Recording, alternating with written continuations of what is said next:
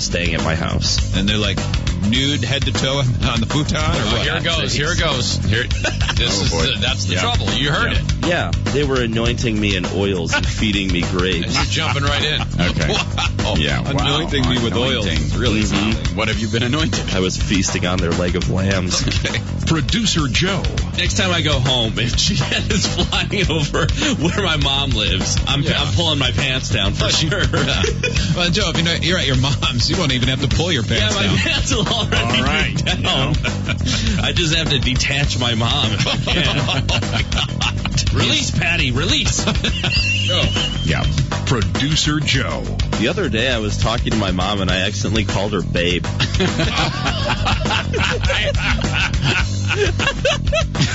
Called your mom babe. Okay, babe. She was so upset she put her shirt back on. Now, back to the Free Beer and Hot Wings Show. I do not think it's funny.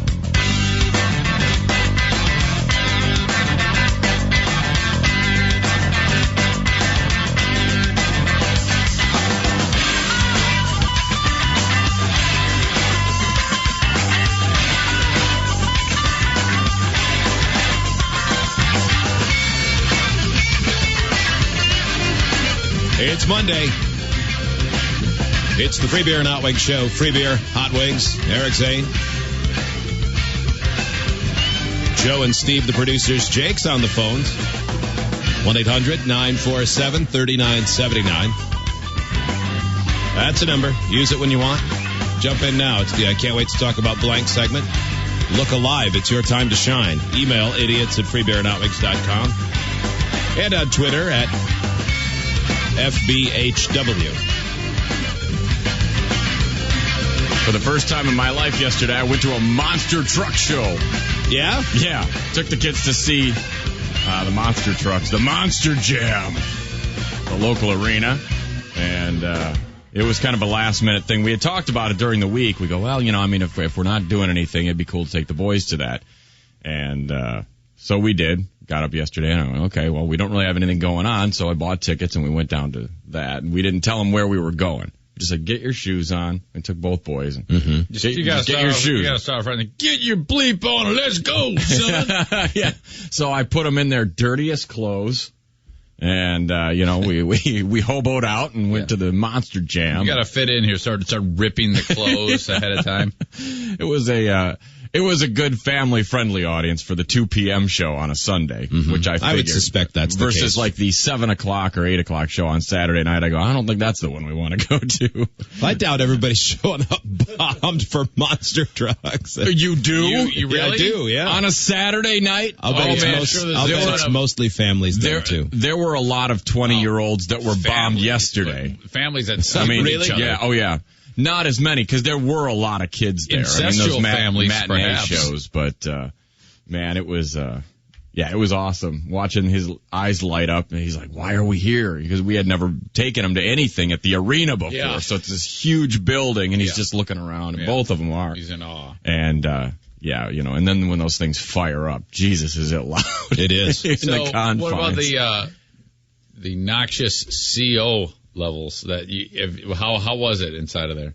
It was fine. Yeah. I didn't detect any exhaust at all, which was amazing. Because those things, I don't know how much horsepower they're putting out, but I mean, I think it's 250. Probably, something like that. It's about 130.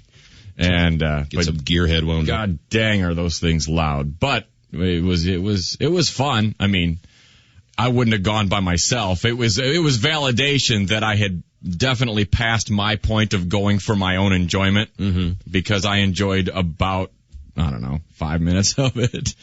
Because they do these competitions where it's like, okay, well, you have 15 seconds and who can get around fast, and then they one at a time. Yeah. And they're trying to save their trucks, obviously, for the rest of the show. And then they end the show with freestyle, and you go, why don't you just do 2 hours of that? Get a couple more trucks and let them go for a longer period of time. And just go for it. Right. Because that's when they catch big air and everything. Yeah. And that's the fun part. Well, to me, there's zero entertainment value until they fly into the crowd. That's the part you like, where the random that's the death. only thing that's actually like excitement to me. Because, and the part of the problem is, you're in a hockey arena. You're not in a football arena. That is one of the problems. It's pretty tight. Yeah, a stadium would be better. Well, that thing gets up to 11 miles an hour.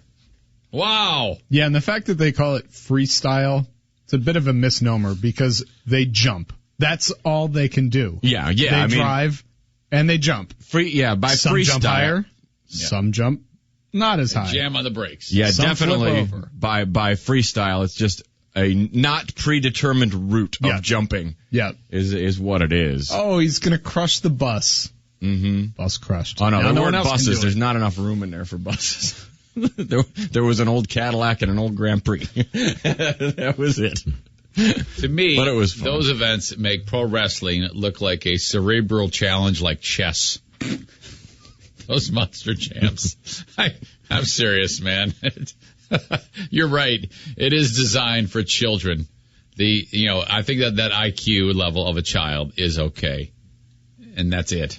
Nothing else. Yeah, I mean, Nothing else. 12-year-old me thought that was terrific. Right. The greatest thing ever. 42-year-old me enjoyed watching my kids enjoy it. Normal educated 13-year-old kids think that's stupid. 12 and under, yes. Mm-hmm. Something about, it's like a monster truck bar mitzvah. When you turn 13, you don't like it anymore. Well, no, that's like the threshold of IQ where it's like, boy, this is dumb. I could be doing anything else. That's more fun. I loved it when I was in middle school, but now that I'm in junior high, I can't handle it. Yeah, it would definitely be better at a stadium or outdoors. Just my I think it gets personal some opinion, serious speed. which doesn't mean much. It's just one idiot's opinion. The worst.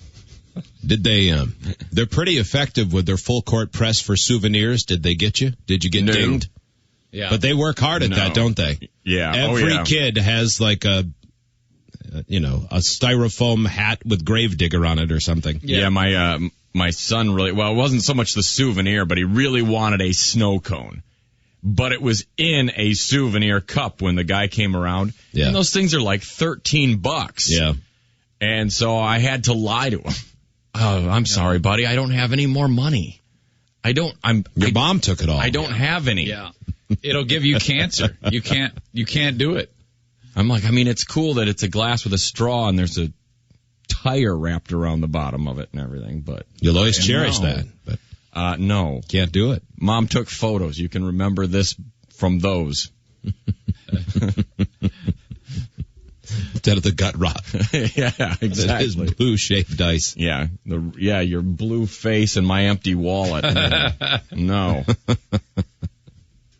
This email, in the previous hour, it was a flashback to a discussion about the dress and the llamas. And this is a classic email we'll get, and we would have gotten similar emails to this when those were news stories. Yeah. Person writes, why are we even wasting 2 weeks of America's time discussing the colors of a stupid prom dress? I guess discussions of stuff that actually matter got boring. Okay. Now, I doubt that this is an email from 40 minutes ago, so that person's probably not listening anymore. But why are you listening to a show like this if you want stuff that really matters? Yeah, I mean, if you want to break down the latest, historical landmark in Iraq that's been destroyed by ISIS, right, we could talk about that. Yeah. I've been trying to get the guy, I actually sided with her. I've been trying to get you guys to discuss these things for the longest time, but it's always poo-poo caca. Yeah. That would be like sending an email to Chuck Lorre when you were watching 2.5 Men and asking, hey, there's a couple wars going on in the world. Mm-hmm. Yeah, why don't you address those? What are you doing about our nation's infrastructure? But nothing. I'm trying to make up for Charlie Sheen losing his mind. Yeah, I was at Cirque du Soleil this weekend, and I was really mad they didn't address the crumbling bridges. Yeah. I'm disappointed that I compared us to 2.5 Men. Mm-hmm. That's offensive. I wish I hadn't done that. Yeah, well, There has to be another show that I could have chosen. Your that's point the was moneymaker. clear. So I understand I like the it. point. I know what you were doing. 1-800-947-3979. You can email idiots at freebeerandhotwings.com. Later on, a vandalizer tagging stuff. Yeah. I don't know exactly what happened between the beginning of the video and the end because there's a cut. Yep. But you can put 2 and 2 together pretty well on this one. Okay. Things did not go well for this guy. I think you'll enjoy that. Okay. Also later, That roof collapse that's going around. Wow. See that viral video? Jeez. Yes, St. Was that Friday's Day. Was that at Cal Berkeley? It was Cal somewhere. Poly. Cal Poly. Okay. San Luis Obispo, right? So these brains are letting their hair down. Yeah. Boy, You'd think someone with all of those smart students would have been an engineering student who would have said, I'm not sure the load is going to be able to be supported by these old structures. well, They just yeah, vanished. and that scene on that video, when you see the headline and you say roof collapsed, and oh no, that's terrible, and then as soon as the video starts, you go, well, of course it collapsed. There's 90 people on that thing. Jesus, you idiots. The article I read said that school is the 7th best engineering school in the country. I mean, unbelievable. Really? Yeah. A child would have been able to figure that out. Kids are stupid. That's pretty I mean, bad. there is a real brain regression with kids in college, man. And I remember, because I was one of them. The testimonials Jeez, are great, though. Yeah, they period are. of time. They're pretty strong. Pretty strong. Do you guys, the 10 best time travel films? Back to the Future. That's number 1. Yeah. The trilogy. What else? There was a film, they did an adaptation of H.G. Wells' The Time Machine. That was terrible. With Memento guy. Yeah. If you're going With to Guy Pearce. 10, I mean, that has to fit in there at some point. It's called The Time Machine. Yeah. I enjoyed that movie a little. Yeah. Like in the kind of way you turn on a movie in the afternoon when it's raining. I just remember these weirdo I guess I'll watch creatures. this. Yeah, it kind of fell off at that point. Yeah. I would have to say The Terminator. That's number 2. Oh, yeah. I'm going to give you number 3 because it was a 1962 French short film called Le Jeté. Oh, I was just about to guess I that. loved Le Jeté. That I stole your thunder, Joe. Oh, Le Jeté. That was a great film. Okay, what else? Time Machine wasn't on there. I actually would put it ahead of at least one that's on here. How about The Final Countdown? No. Do you guys remember that movie? No, I don't know what that was. That was a movie in which a modern day by like 1980s. It was the battleship. It was an aircraft carrier, and they see this vortex forming. They don't know what's going on, and they go through it, and then they realize that they've gone into 1942 or 1941. They've gone back in time, right, with modern day equipment to Pearl Harbor. So, yeah. And they have to decide whether or not they alter time. Okay. Because they know they can just decimate the Japanese fleet. They can head off at the pass, the Pearl Harbor attack. I wouldn't have cared. And go bananas. I wouldn't have cared about changing the course of time. I would have laid waste with my F-14 Tomcats. We'll sort it out later. Mm-hmm. What'd they do? Spoil it. I don't remember. I don't think they did anything. I think they let history take its course. That seems like a very boring movie. Really dumb, yeah. So the first act, they go back in time, and the second and third act is just like watching Americans get destroyed at Pearl Harbor. I believe And then the so. third act, they go home and go, boy, that sucked. Wish I hadn't seen that in person. Yeah, and the ending, history. they had to act like they didn't have the opportunity. And they all had sheepish looks on their faces. They were like kind of rolling their eyes at people. Oh, yeah, we didn't see anything when we went back in time. We definitely did not go back to Pearl Harbor. I don't know why we were off the radar for a while. It'd be like if Back to the Future, Marty went back to the past and then just decided to live there, and that was the movie. He shrugged. Yeah. He shrugged and He gets a job. Could you guys at least stop the Nazis while you're at it? Yeah. No, we don't like Jews. Is the world ready for our technology? That one didn't make the list. We're just going to stay here. No one will notice this giant aircraft carrier amongst World War II style boats. How about Cloud Atlas? Nope. Cloud Atlas is not on there. I That's a didn't time think travel so. movie? It was awful. I think so. I tried to watch it. Oh, I did too. I didn't enjoy any of it. No, it just seemed boring. Eric Zane. The one with Tom Cruise and he gets his eyes taken out. And they're in the fridge and he grabs is that them and called? puts them back in his head. Oh, Minority Report. Yeah. I don't think there was There's time no travel. time in that. traveling No. on Something like that. that? Okay. That was just in the It future. was just like foreseeing the future. And they did some flashbacks. Okay. I clearly can't keep up with the criteria. How about the last Adam Sandler Criteria of movie? I this- felt like I traveled through time when I saw that. This That was bit. 2 hours I lost. I don't know what's going on. There is a Tom Cruise movie on there. Oh, the Cocktail. The one that they just had. The one that was just out. yeah. Today happens tomorrow again. Yeah. The one with it's like a million different Tom Cruises. It was actually really good. Edge of Tomorrow. Edge of Tomorrow. Mm-hmm. That's That was good? it. That's worth seeing? Yeah. Yeah, that's got like a 91 or something on Rotten Tomatoes. Really? Yeah. That's the reason I saw it. Yeah. Yeah. Wow. Yeah. Okay, that makes sense then. That's number 9. Number 10 is Time Bandits. Time Bandits from I forgot 1984. about that. I hated that movie. I liked it. I like when Robin Hood's goon punches that 80-year-old in the face. That's the only part. Number 21 is the first hot tub time machine. Number 24 is Austin Powers. Not in the top 10, obviously. Oh, what about Encino Man? Maybe in there somewhere, not in the top 10. What? How? I don't know. I loved Encino Man. Number 8 is Source Code. Have you seen that? Nope. Jake Gyllenhaal, Oh, yeah, I did. where he has to keep reliving that Yep. moment on the train over and over again. Mm-hmm. And he's like a computer program from the future or something, right? Something weird. I liked it, but I don't remember most of it. Yeah, it's good though. 7 is Looper. They're wrong. That's terrible. Don't ever see it. Yeah, they are wrong. It's God, worst. Number 6 is Primer, a 2004 movie about 2 engineers who discover the secret of time travel. No idea. Nope. I don't remember that. 5 is Groundhog Day. Number 4 is really good. X-Men Days of Futures Past. Nope, that was number 13. Number 4 is 12 Monkeys. Oh, Never yeah. saw it. It's good. Did a Yeah, long I never time saw ago. it either. I always worth wanted seeing. to, and I never got around to it. It'd be worth seeing now because Yeah. it's set in the future. There's, it's not going to look completely out of date. Yeah. Well, it's going to look weird. Bruce Making Willis, A show. Brad Pitt's in it, right? Yeah, he is. He's the crazy man. That's a good movie. I want to see it again now. It's the I can't wait to talk about blank segment. Brian calling. Hi, Brian. Good morning, guys. What's going on? I was just calling to say, you guys brought up the dress or that email where the guy says, I can't believe people are talking so much about this dress. But I was going to say maybe 90% of the people weren't introduced to it the way I was, which was all of you guys sitting in front of the same computer looking at the picture. I found it fascinating.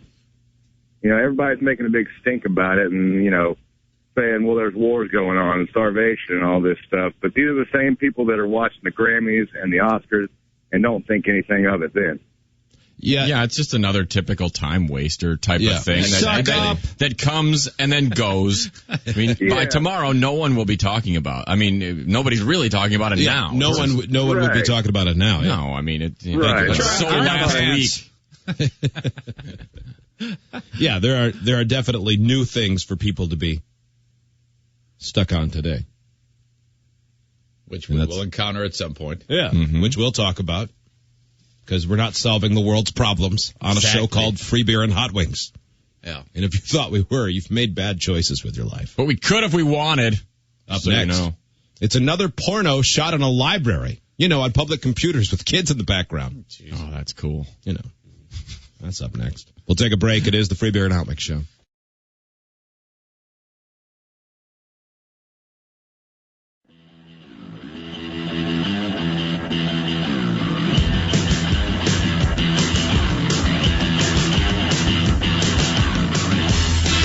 The only show where each person is secretly hoping for the other show members to fail. The Free Beer and Hot Wings Show. Well, we've got important stuff to get to. Library, homemade porn, like on public library, but we have time travel movie phone calls that we have to take for a moment first. Okay. Alex, what was the name of the movie you mentioned that I hadn't heard of? The final countdown. Go through the time warp back to World War II with a battleship Yeah. or an aircraft carrier. Mike joins us. Hi, Mike. You wanted to nerd out about this film? Yeah, I guess you could call it nerd out. I just wanted to let you know the reason they didn't stop the Japanese attack on Pearl Harbor was because the vortex reappears at the end of the movie, and they decide they have to go back to their own time. Oh, they wanted a chance to go back home. Yeah. I see. They were going to intervene, and then Yes, they had the planes up in the air, and then the vortex appears, and the admiral calls them back and says, we got to go back to our own time. Oh, boy. Okay. Well, disengage. that sounds We're like going a huge home. Is it a huge letdown when you watch it? Because it sounds like a letdown. Yeah. Yeah, you could call it a letdown. You're sitting there and you're like, oh, they can stop this, you know. And Yeah, you thought they were going to lay waste to, I like those movies. I like those movies where they do that and then they show the alternate future. See, that's what would have been cool in that case. If you lay waste and then what happens to the world after that? Yeah. You've all of a sudden introduced all this technology and now they you go this back weird power. and the Lincoln Memorial has Hitler sitting in the seat. Yep. Yeah. Unintended consequences. Oh no, while we were taking care of the Japanese, they took over. Everything else seems normal, and then you see one thing, and you're like, "Oh, it's different! Oh my god!" Thank you, Mike. That's kind of a time travel movie right there, The Planet of the Apes. Like the one right? with the one Actually, with one of them was on the list. The one with Wahlberg, the original. Yeah, which was a spoof of, or not a spoof, but a remake. It was an awesome remake. Boy, man, there was so much hype for that, and everybody. The new Franco ones. The new Franco Those are ones, pretty good. You know, yeah, I mean. I liked them. Yeah, I think they're good. One thing that stands out is that the apes are so lifelike that we don't even have to make nature films anymore. We don't have to go anywhere. Just create them. No. They're real. You just put a bunch of diodes on Andy Serkis and let them make animals. We don't even need to preserve animals. Just slaughter them all and make movies, and we'll all remember how good things were. No, because those things, I mean, those chimps and everything looked really real. Joe's right. I mean, it's amazing. From Miramax, Noah's Ark, starring Andy Serkis as all these creatures. Everything. Giraffe. New in your home only, Your Dog from 5th Grade, starring Andy Serkis as Zach. Actually, I'd buy that, and then I'd weep the whole time. Oh, I miss you so much. He walks just like my old dog. Look at him. He's wearing a headband. He hates it, but I think it's funny. Thomas joins us. Thomas, what's your time travel movie? Hey, guys. Love the show. Thank you, man. Appreciate it. Yeah, absolutely. Bill and Ted's Excellent Adventure was a pretty good time machine movie. I agree. Yeah, that was. I loved that movie. I was at exactly the right age for when that came out. Aren't they doing a sequel now? Yeah, with the original. Well, at least Keanu. The other guy. What's the other guy doing? No, I think the other guy is too. The other guy's been doing. Not going to turn it down. He's done producing and directing and stuff. Yeah, Alex Winter. Yeah. Anything decent? I doubt. I have no idea. I doubt it. Yeah, you're right. I don't know. That's got to be a drag. Like, you're in a movie and then people like me say you're a jerk because you haven't worked in 30 years, but you've been working steady, very successful career the whole time. Doesn't matter. He wanted to be a movie star and he's not, so he deserves to be made fun of. Yeah, in your face for making it for a minute, as opposed to everybody who failed completely your dreams or never didn't tried. Come true. You thought you were better than me, but you weren't. You're not better. I can't see a sequel to that. Well, this would be the second sequel, right? Weren't there two? Yeah, there was Bogus Adventure. Journey. Bogus Journey. Was that good? I don't remember. No, it was not as good as the original. The first one was better. Bogus Journey was a little bit weird. They were dealing with death and these weird creatures called Station. I don't remember. That sounds terrible. It was really more bizarre. They went back and visited crappy presidents like Rutherford B. Hayes. Hey, what are you doing? Stupid. I just signed a bill that'll save the dollar from shrinking. Ooh. All right. Cool. Quick, get in the phone booth. We got to get out of here. Ditch this dude. We got to get out of here. It's like us at radio camp with that guy following us. Okay. I got to get out of here. 1-800-947-3979. How about some library porn? I'm going down to the library, picking out a book, check it in, check it out. Gonna say hi to the dictionary. On my pud. Picking out a book, check it in, check it out. On my pud. Well, this story is on my pud. It's kind of the second one. There was just a story similar to this where a student at Oregon State was doing webcam shows, and that's pretty much what's going on here from Windsor, Canada. Okay. Story all of our neighbors to the north are talking about tonight, and pretty soon you'll be talking about it too. A young woman performing online sex shows at several public locations throughout the city of Windsor, including at two popular public libraries. Now, in those videos, innocent children are sometimes unknowingly standing right behind her. Sounds kind of crazy to be true, but police... Innocent and stiff. At first, I thought he said annoyingly standing right behind her. Like, it really ruins my boner. Yeah, I mean, here I am trying to... Then I played it back in my head. I'm like, unknowingly, not How did annoying. she pull this off? It's true. 7 investigator Jonathan Carlson has the video and the stunning story. And the boner. And the good looks. It's crazy. Just if we could stop down for just a second. I used to watch this actual news channel, Channel 7 ABC in Detroit. And the newscasters then were bigger than life. I mean, they were unbelievable personalities. This is the station that brought, some people will be familiar with, Bill Bonds. Yeah. This guy is a disaster. Yeah. He looks like a breakfast biscuit waiting for gravy. They really have lowered the bar at Channel 7. My God, what a mess. Money performing these sex acts in public places. Now she's gone AWOL after police got wind of her sex in the stacks. She calls herself Lil Secret. Well, you boy, can does see she nothing. put on a show. She'll open her shirt and do a whole lot more we can't show on TV. But before you think it's legal... If you look over her shoulder, Free Beer and Hot Wings listener Hines is in the back trying to win stuff from us. Oh, man, this unemployment website is really tough to navigate. I wish I weren't banned from all the libraries in my county. Later on, he'll be making a book fort. What do you mean I can't search teeth whitening? Well, sir, you can't search what you can't spell. pornography. T-E-F. Teeth. Say she's doing it in a public library with children in the background. It's indecent acts and it's nudity. And that's for starters, Windsor police say. They have an idea who the young woman is, but is still asking for the public's help in identifying her. They say she's visited 2 separate... That's dumb. We know who she is, but please tell us. Now, we're on it. I swear to God. But if anyone has a hint. When they say sex show, she's in tight on the camera, looking directly at it, and you might be able to get a cleavage or a boob shot, but she has her... is she just basically talking dirty? It's rated R, and she's showing... Like a nip here. She shows her boobs at some point. At least it looks like they've got it all pixelated. But it's not like she's, there with her Steely Dan or something. Library branches over the past few months to perform at least 50 online sex shows. 50? Wow, Yeah, that is 50. prolific. He heard you. You're talking to the television. View of other patrons. Do you think he heard when I called him a dumpling? Oh, no. Poor man. Yeah, 50 in full view of other patrons. Cue the obvious question. 50 times is a lot of shows. Does the library need to do a better job? Yeah, I know that they have had some discussions. How much space would that take up on my hard drive? This dumpling, he's feverishly pounded his pud at her.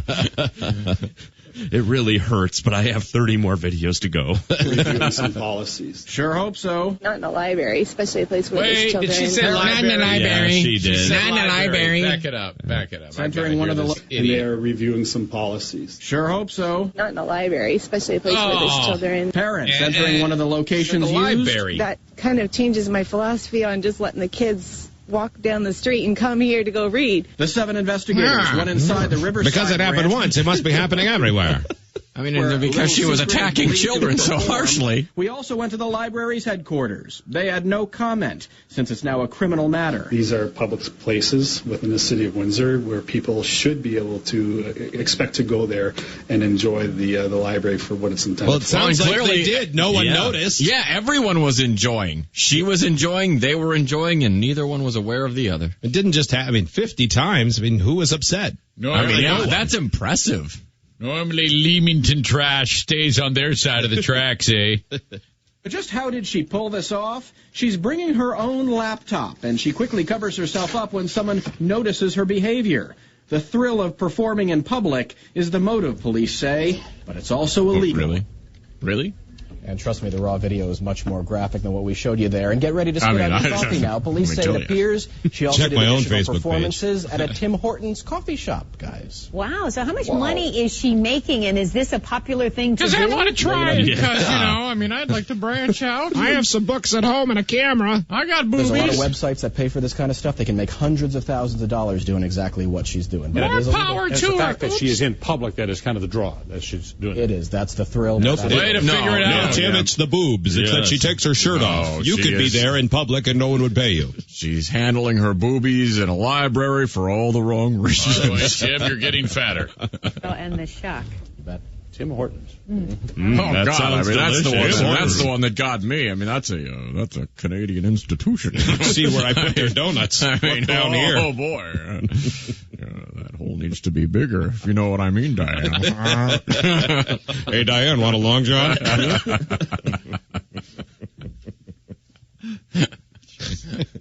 Stupid.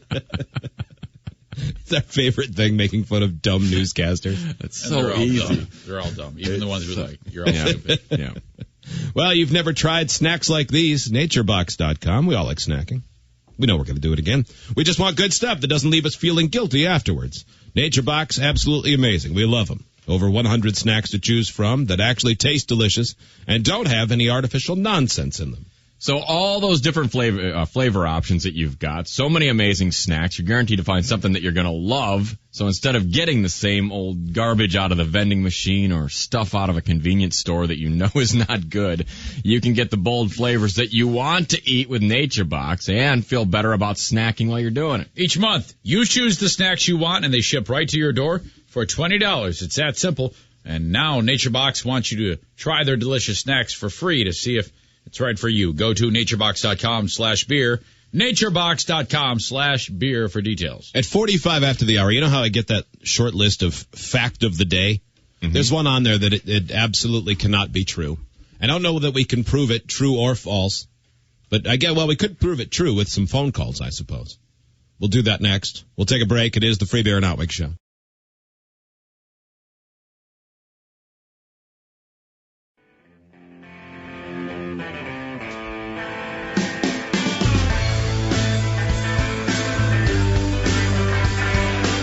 FreeBeerAndHotWings.com has everything you ever need to know if you have no intentions of being taken seriously.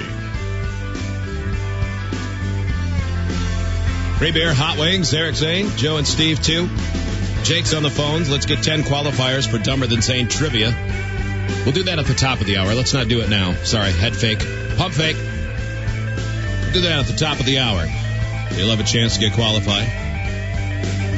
Could mean $500 for you when we play on Thursday. I understand we're going to hear some audio a little later on from the big game. I think so. Duke, North Carolina this weekend.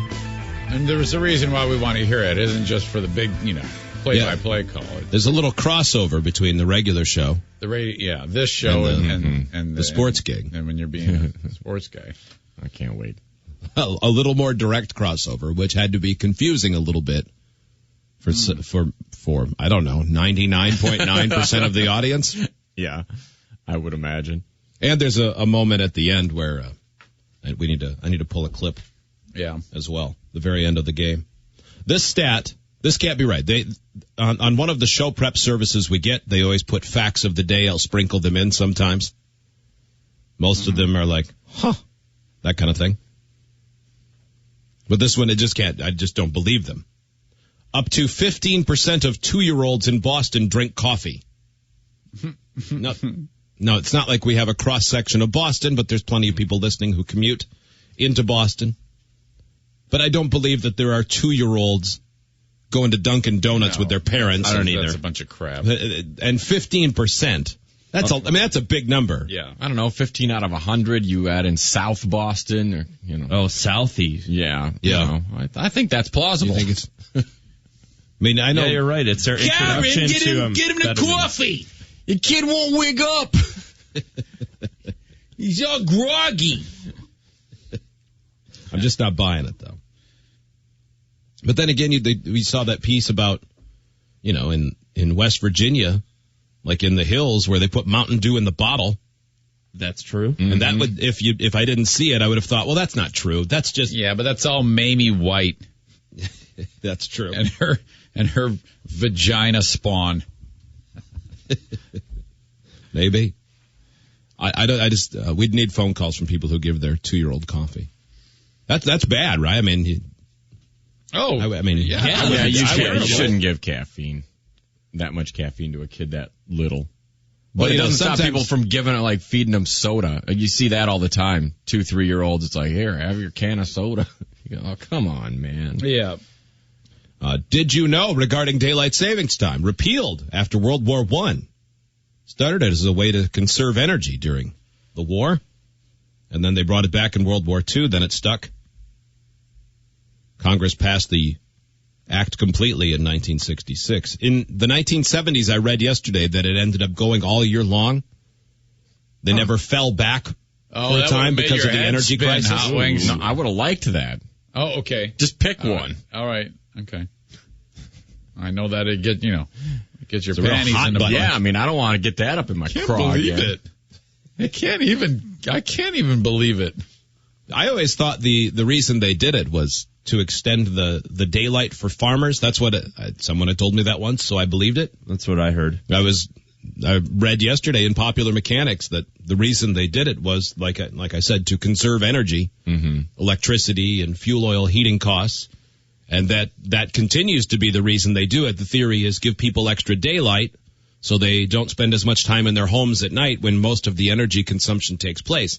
But then they did a follow-up study in the state of Indiana where for years it was patchwork. Like one county would say, yes, we're doing time change, and the other counties wouldn't. So they took the ones that did it and compared it to the ones that didn't, and the ones that observed daylight savings time actually used more energy because they were awake, and most people were spending 20 minutes to 40 minutes in their homes at night watching TV with the heat on higher, as opposed to being outside. So it actually had 1% higher energy use in the areas where they observed it.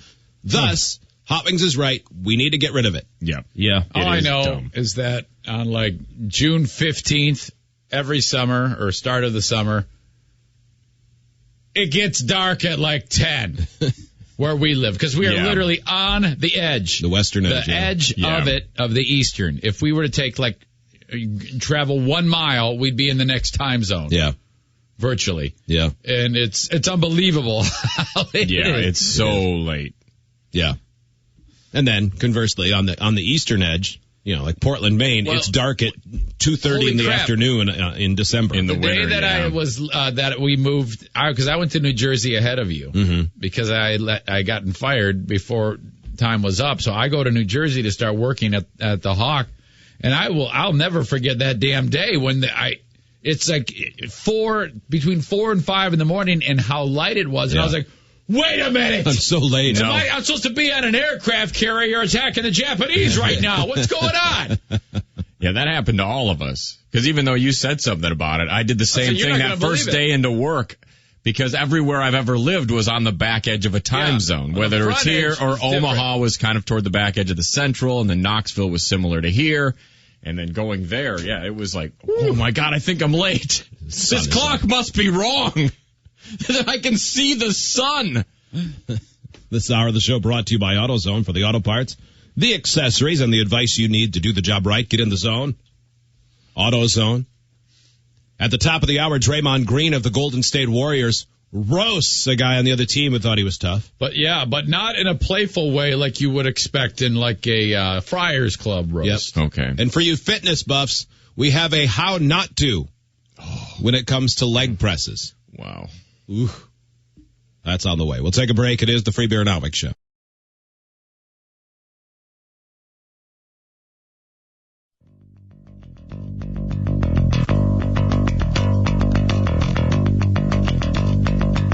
This is the Free Beer and Hot Wings Show. I don't like your jerk-off name. I don't like your jerk-off face. I don't like your jerk-off behavior. And I don't like you, jerk-off. Do I make myself clear? Now, back to the Free Beer and Hot Wings Show. I'm sorry, I wasn't listening. Ow! Bastard!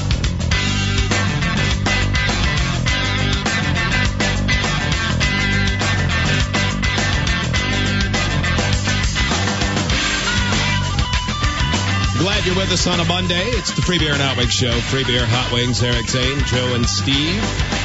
Producing, Jake screening phone calls. Ready to get 10 qualifiers right now for Dumber Than Zane Trivia. 1-800-947-3979. First 10 to get through. Jump in right now. Brought to you by AutoZone. For the auto parts, accessories, and the advice you need to do the job right. Get in the zone. AutoZone. Live from the studios of 96 Rock in Cincinnati on Thursday and Friday. We're driving down Wednesday. Yeah, they started a great big promotion this week. iPad giveways. Absolutely. There's like an emblem on it. It says the Free Beer and Hot Wings Show endorsed iPad. Is that right? They've been special from Apple? They've been embossed, yeah. Right. Figuratively only. Yeah, we work closely with Apple to get that done. Yeah. Mm-hmm. Our friend Tim Cook said, "Yeah, I'll do whatever you guys want." Steve Jobs gave us these in his will. Mm-hmm. Yeah, they're giving away an iPad a day all the way up till Red's opening day. Yeah. And that was our idea. So you guys can steal that if you want. So Draymond Green plays for the Golden State Warriors. He had a big game yesterday in the nationally televised game against the Los Angeles Clippers. The Warriors, the best team in the NBA so far. And maybe the favorite to win the NBA. Well, probably the favorite right now.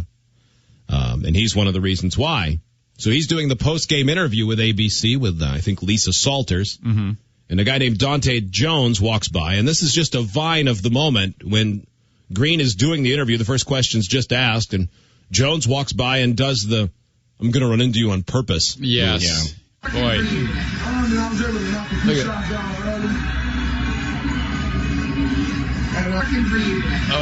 So he stops. Yeah. He stops his thought and does a very obvious double take. And no doubt, did he just do that? What? Yeah, and no doubt the other guy looked back at him or something like that. But they made eye contact, so it was perfect. Well, Green is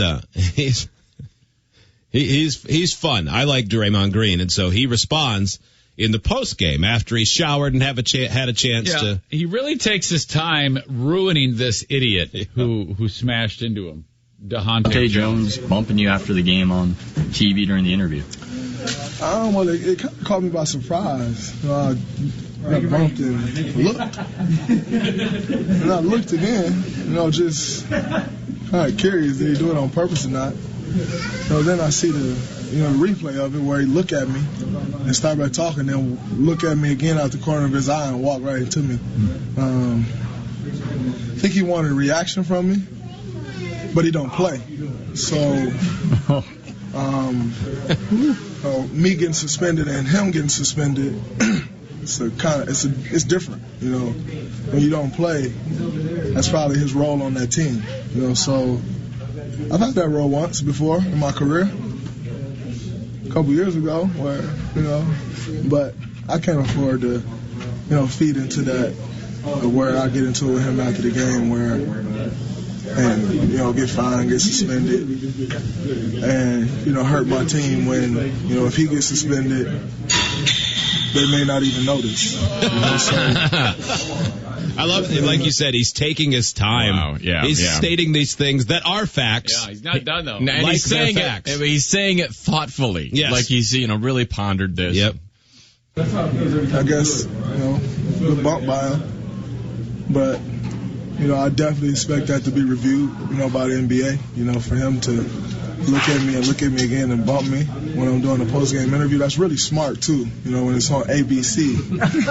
And obviously the post-game interview is the highlight of that segment, and he bumped somebody. He got some camera time, which he needed because there wasn't much celebration from their bench today, so you didn't see him much. So he got the camera time that he was looking for. That's great. Just expect to be reviewed and see what happened. But that's a knockout, man. If I'm him, because that the guy who did the bumping, Jones, sees that, and probably with a bunch of his teammates around, and everyone's real quiet because they know that he just got lit up. Yeah. They're all laughing at him. I mean, it's basically saying scoreboard. Not only did we win, you don't get to play. Yeah. Ooh. You are nobody. Yep. You loser. That was one of my favorite, a similar thing when the Fab Five, Chris Webber, Juwan Howard, Jalen Rose, all those guys at the University of Michigan, one of the Final Fours they made, there was some smack talk before one of the games when they were freshmen. Some guy came out and started, hey, a bunch of freshmen, we're a veteran team, we're going to kick your ass, whatever he was saying near the timeline in pregame when they're doing layups. And Jalen Rose hears it and stops, and he was kind of the king of trash talk, similar to Draymond Green, very similar personalities. And he called over Chris Webber, and he goes, hey, Chris, come here, I need your help. Webber comes over, hey, what's going on? this guy's insulting me, and I don't know who he is. We just did 2 hours of pregame scouting, and his name didn't come up. Do you remember this guy? And the guy standing there at half court with a ball under his arm like, shut up. But they're like, sorry, man, we don't. Do you play for the other team? I see you got a jersey. Are you like a manager? That would be humiliating. I mean, because they're right. Yeah, just some bench guy. This story from Cal State Poly, San Luis Obispo. What did you say earlier? The fifth best seventh best engineering school in the country? Seventh. Yeah. So what do? They all gather to see if homes are load-bearing as part of a celebration. Several people are injured, and it was all caught on camera. Good evening. I'm Adrian Arambulo. And I'm Kathy Barra. Thanks for joining us. NBC4's Kate Larson is here. She's going to walk us through what happened in San Luis Obispo, not far from the Cal Poly campus. Well, Kathy, Adrian, that's right. You know, it's amazing that more people weren't hurt or even killed when that roof collapsed this morning. We're actually going to go ahead and take a look at that cell phone video that captured the party and then the roof giving out. Oh, thank God. You can see right at the end, the roof gives way. One more look. You can see a big St. Patrick's Day party still going strong in the early morning hours when just after 6, the roof of a garage caved in with 30 to 40 people on top. Firefighters arrived on scene to help the injured. 9 people were taken to the hospital. Fortunately, nobody died. The worst reported injury that we're hearing about, a young woman was impaled in the thigh by a piece of wood when that roof collapsed. Now, about an hour and a half before the roof collapsed at 4:45 a.m., San Luis Obispo and Cal Poly University police officers could have been her torso. Called out to the neighborhood because of complaints about the loud parties and thousands of college-age kids that had shown up to this residential neighborhood. Police actually started giving out tickets for underage drinking and noise violations. So, Kathy and Adrian, it sounds like law enforcement was trying to prevent this type of incident from happening. Fortunately, they weren't able to, but it's a good thing more people weren't hurt. It was pretty serious. Yeah, looking at the pictures, that's exactly what I was thinking. All right, thank you. I was thinking that too. I mean, because I'm pretty good with structures. I'm not just a vapid airhead who reads. Look, I have thoughts. Looking at the pictures of those people falling through a roof, I thought, boy, that'd be bad if those people fell. Yeah, they did. You saw it. I know. I puke more than Big Joe Henry. That's putting this moment on the show plan was a bad idea because I didn't watch it on purpose. I stayed away from it. Yeah, you're going to want to not watch it, probably. Yeah. Is the audio awful? No. It's not. No, because it's not blood curdling or anything. No, it's just her going, ow, ow, ow. And that's about it. Yes, I mean, not enough. She should have said more from what I hear. Yes. I mean, I would have thought she would have just squealed like a banshee. Because I would have. Who's going to do the play-by-play then? Well, that's going to have to be one of these two. I can't watch it. It'll have to be one of you guys. Yeah. No, man. I just play the audio. You know what? And I'd be happy to do it. But I don't know what I can say graphically without upsetting the apple cart in here. Because it's, well, I mean. All right, well, I'll do it. I mean, I know what happens. Yeah. Well, do you think we say anything to lead up to it as to what's going on? But other than she's on a leg press machine, you're on your butt, you're pushing, and I had never heard this advice before, and that so I feel like this could have been me. Yeah, it seems so obvious now. Okay. Yeah, don't lock your legs when you're using a leg press. Because lock your legs. It could hyperextend. Yeah. You could have a hyperextension. Yeah. And that this is. I think hyperextension in this case actually fails to capture the amount of hyperextension. Is it fair to say that she can sit in a chair from either direction? Yes. She goes full on Kermit the Frog leg, Muppety. What a trainer should say is that don't lock your legs because you could end up with backwards ones. And she does. Like Napoleon Kaufman from back in the day. Remember that one? Yep. She has two-way hinge knees now. There's a lot of people. I don't know what the setting of this was. Was there like a? It looks like a fitness bazaar. Hey, try this leg press. Or maybe she's a local reporter or something. Yeah, maybe. Well, I don't know. I mean, that's kind of what. Okay, that's the only way this could be good news is if a local reporter is injured. But if it were, it's not a gym. I thought maybe physical therapist's office, but yeah, it might be like a fitness expo. Okay. Yeah, perhaps. Okay. She goes back.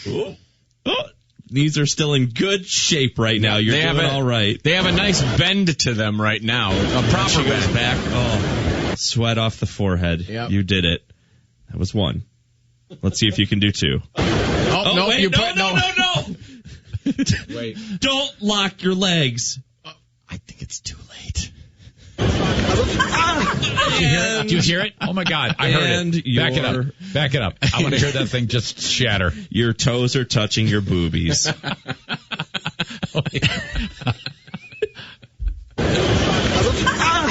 Yep, you can hear it. You can absolutely hear. It was like biting into gristle at the end of a chicken bone. Yeah. Yeah. Suddenly she has the legs of a midget. I mean, a little person. Oh, God. It's slow-moed. They slow-moed, didn't they? Oh, yeah. God. Oh, wow. Steve? He tries to stop her with her boob, too. Yeah, he does. You perv. Steve, is that posted at freebeerandhotmix.com? Against your better judgment? Yeah, I'm going to find it hard to post it without watching it. Because you're like me. You don't want to see it. I don't want to see it. I don't think I'd pass out, but I just don't want to see it. Yeah. I'll find a way to do it, though. Yep. The only way to get desensitized is to keep exposing yourself to this, Steve. Absolutely. That's what happened to me. Yeah, Hot Wings and Joe are the Clockwork Orange. Pretty much. This stuff used to I couldn't do it. And now, Sid Vicious leg, no problem. Yeah. Whatever. Oh, boy, is that gross. Congratulations. Yeah. I can't, that's a world I don't want to enter into. Yeah. You can actually see a tendon shoot out the side like a rubber band, and it's on his pant leg now. That's going to be hard to get out. Like a souvenir. Yeah. It went through the fabric. It's working its way down like a wacky wall walker. Oh my goodness. She was about 6 inches from kicking herself in the teeth. Is that bad? It is so bad. Oh my God. And there is no way to get her out of it. Yeah. No, she has to live there now. It's like an iron lung. No, they just pull out a sword and just cut it off right there. Yep. It sounds like she handled it pretty well, all things considered. Yeah. Yeah, it's not I don't think it's... She should have lost her mind. I suspect the following 10 seconds were more intense. Yeah, I wish they had kept There's probably going. a reason they didn't post that, huh? Up next, the internet does something really amazing for a guy that, was having an awful day, an awful time. This is rare because normally the internet would pile on. The internet takes and gives. It does, doesn't it? It does. It's a weird living social animal. You'll hear that at 20 after the hour. We'll take a break. It is the Free Beer and Hot Wings Show.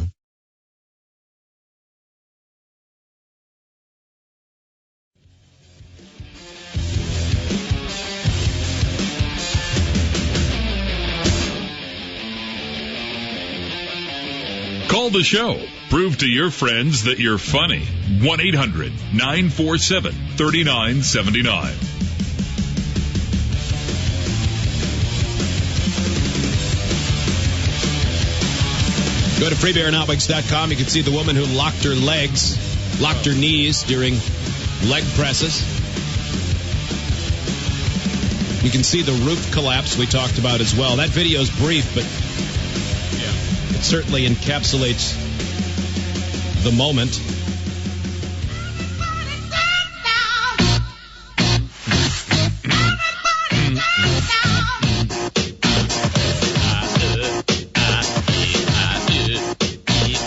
Well, this is one of those cases where the internet came together to do something pretty awesome. It's amazing how it really does do that from time to time. Yeah. And then it also does horrific things. Take the good with the bad. Yep. Half hour, though, with what started off as a somewhat heartbreaking story. A London man shamed online after someone posted photos of him dancing. Halfway around the world, though, thousands of people, including many celebrities, started to rally behind the so-called dancing man. NBC's Kelly Kobiea has more. two photos said so much. A man dancing away until the bullies behind the camera mocked him, then posted the photos the nerve of online, them. writing, "Spotted this specimen trying to dance the other week. He stopped when he saw us laughing." The before and after went viral. Thought it was horrible. I mean, anybody with any sense was horrified by this. It's wrong. So Cassandra Fairbanks and her LA women's group of nearly 2,000 tweeted out an invitation to a dance party. The hashtag #FindDancingMan going viral. And 12 hours later, Sean from London. My first thought was, wow, we have to throw the best party ever. Twitter cheered. Celebrities If she chimed was really in. committed to it, she'd make out with him, though. That's right. It needs to be more than dancing. Yeah. He'll get some for sure. I bet he will. No, he will. Yeah. Where the food? A donut here? Obi offered to DJ for free. Oh, sure. Farrell writing, "Never be ashamed of Farrell? yourself." Pharrell? Yeah. All of the That's what I Twitter thought. sphere was oh so happy. Farrell. This makes my heart Farrell, dance. he's a cat. I have Cat rapper Farrell checked in. all of the Twitter sphere was oh so happy. This makes my Good one. heart dance. I have faith in humanity. And do you need a wingman, dancing man? The online party fund topped $30,000 overnight with more than 1,700 donations. Yeah, throw money at it. Moby picking the tunes, the LA Coliseum hosting the party. What? What does Dancing Man think about That it? is awesome. This is That's really good. unbelievable. It'll end up being a huge party. Yes. Oh, it's going to be Positive energy. massive. All this? He said he hasn't stopped smiling in 24 hours. On his new Twitter feed, he tweeted, "Completely overwhelmed and big thanks." He has over 50,000 followers ready to get their groove on. For today, Kelly Kobiella, Who's that? NBC News, Riddick London. Bowe. It certainly looks like a famous boxer. It does look like Riddick Bowe to me. I love it. I think it's a great story. It's the worst and then ultimately the best of the internet and social media all tied into one. But wait until the internet finds out who posted it. That's Then what I was just you'll going to see the say. worst. Because it's probably going on right now. Probably some subreddit or 4chan or whatever, where their information, the ones who posted it, is out there, and now their landlord is ready to evict them. And, Yeah, they're going to get fired. They're going to get fired from their jobs. Yeah. The internet will not stand for bullying unless they're bullying. Yes. Yeah, we were just talking about this. It's a shame that so many people use, whether it's Twitter or Facebook, they use it to be mean and spiteful. They think they're hiding behind this anonymity, and I firmly believe they're saying things that probably no one would ever have the courage to say to your face, because you know that it's wrong and it's hurtful. And so, I kind of like it when they get called out and reminded that, we don't have to be mean to one another. Absolutely. Okay. Boy, we have really, that pendulum is swinging backwards. Dance the night away, brother. We love the dancing man. Send us some pictures. Now, that said, if they, you could spin this story however you want to, because I bet if you go to the Dancing Man on Twitter and do that hashtag, I bet there's a billion horrific mean tweets and everything else. So you can choose the ones you want. It's not, they made the right choice. It'd be really dumb for them to go on TV and say, he's going to have a big party, but here's what people are still saying mean about him. That would be stupid. Well, good for you, but you're still fat. Yeah. The only loser here, Pharrell. He's the only loser. Yeah. Well, and the dancing guy, because now Moby's going to be there. Okay. Well, maybe that's his favorite. Maybe. His favorite performer. Maybe. When they first said, let's plan a party for this guy, they didn't know he was from Europe, so it's a good thing the Kickstarter, because they thought, this guy from the United States. And then they found out he's from Europe. All right, that's going to cost a little more than what we expected. But that's pretty good. Plus we have to buy 2 seats. Yeah. Any money left over for the party goes to an anti-bullying campaign where they'll play that clip. That's good. Well, facts aren't bullying. Fag boy, where the food? A donut here? That one. A donut? Where's a donut here? You want a donut? I'm hungry and a fat. I don't even know. This machine keeps acting up again. Steve, can you call Mike and have him look at this? It's randomly playing clips again. Damn it. Knock it off. See, here's the thing, though. When I saw that picture, it was heartbreaking. I would never do that in real life. I would never I agree. laugh at a guy in front of his face and take pictures of him. No. I don't think I've ever done that. If I have, from now on, Well, if he doesn't I'm know, never doing that again. If he doesn't know, I think we've all taken a picture of a guy at an airport and said, "Look at this slob." We've all done that. That is probably true. Yes. That's definitely that probably, true. That slob did not know it. He didn't know we were calling him a slob to his face. It makes it somewhat different, doesn't it? We haven't, if you haven't, let him know that you're making fun of him, he doesn't know you're making fun of him. If you have a radio show, it's okay. Yeah. That's what I'm saying. Our motivations are a little bit different. I don't think we're in trouble for the ones at the airport. What about last hour when I said that reporter looked like a biscuit with gravy waiting to be applied? That's pretty insulting. Well, it's just a fact. It is, but see, they're part of the public domain. No. Yeah. Listen, well, he is, now, but there is no getting around this. Mm-hmm. There is 100% a double standard here. We're the internet. Yeah, there is. Yeah, because I think it's terrible what they did to that guy because he knows. Yes. Well, what if we get cyberbullied? Can't we turn around and do the same thing? Because it happens to us all the time. What? Cyberbullying? Yeah. We're always being attacked. Viciously. We do. That's definitely true. So if we take it, then we get to give it. Well, that's not exactly making the world a better place. It's not. I understand well, that's why. balanced, though. Listen, I understand why you would feel that way, and I have felt that way too. But there's no getting around it. This is complete hypocrisy. What do we do on a daily basis? We can't avoid it. It's unavoidable. The only way we could avoid it is if we went on the air here and just said, "Hi, how are you? I'm great. Today's morning tidbit is this.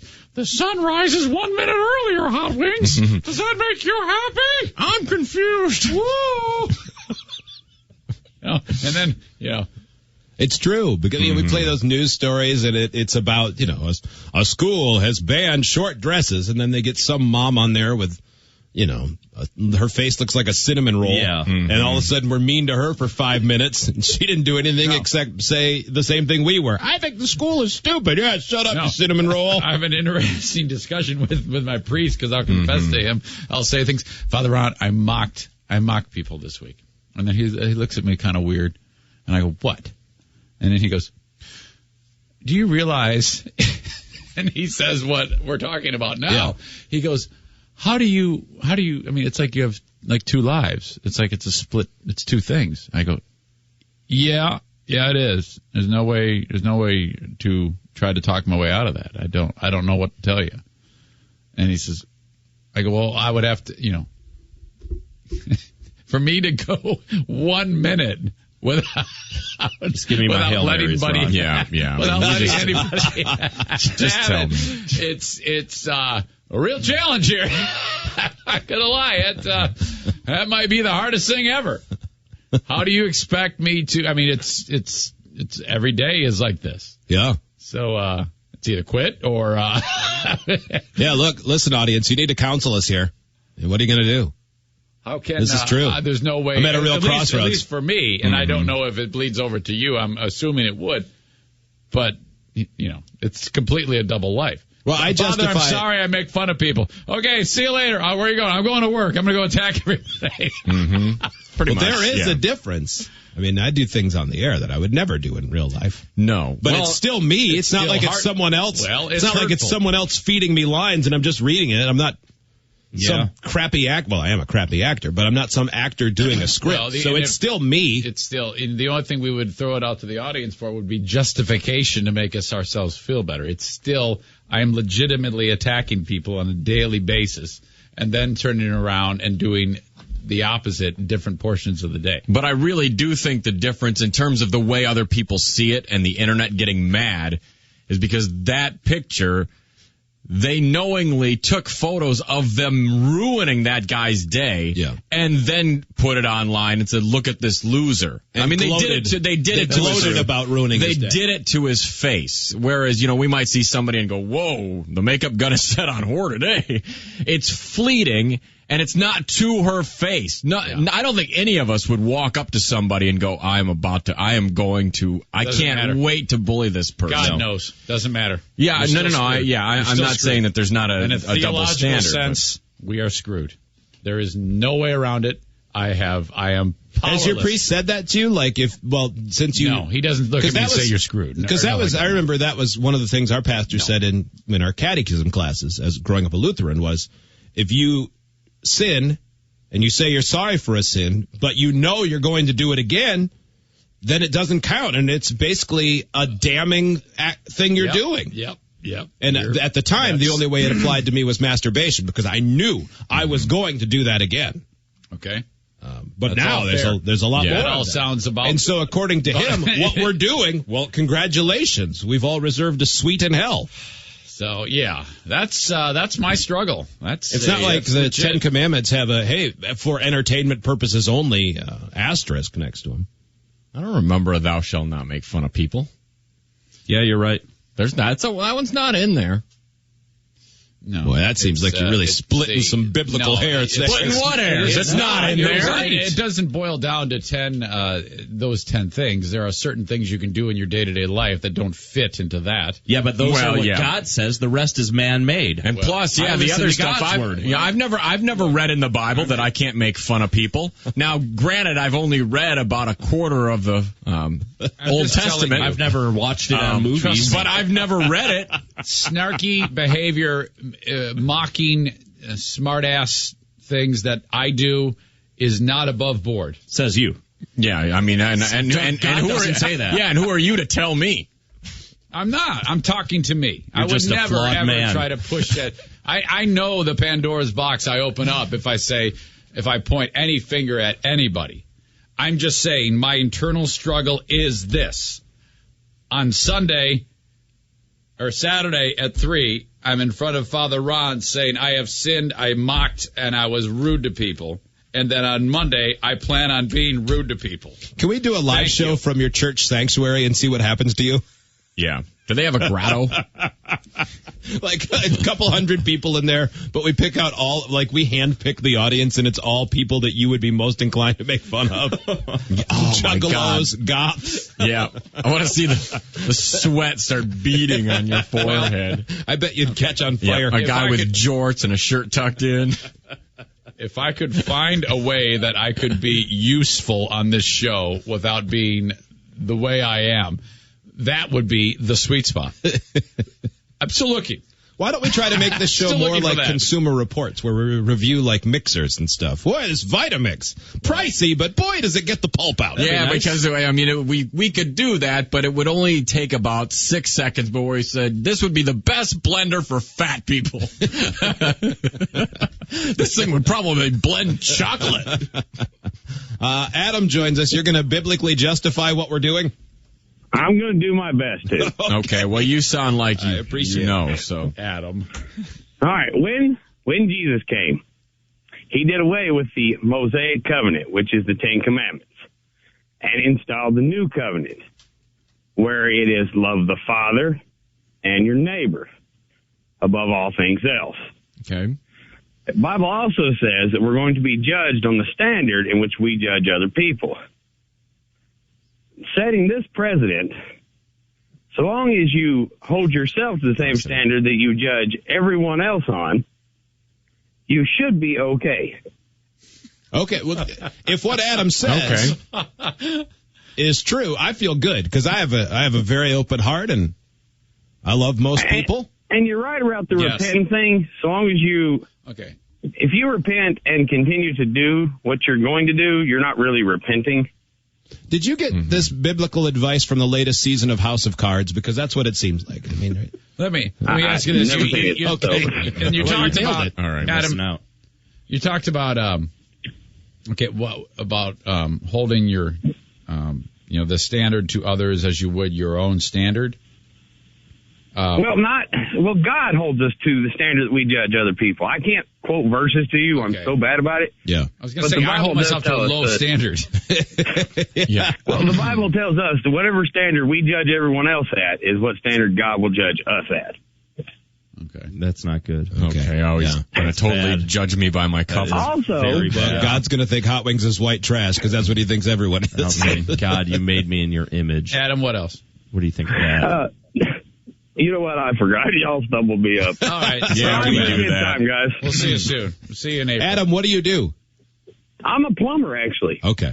I just wanted to make sure you weren't like, the king of satanic church or something. Mm-hmm. Okay. Trying to...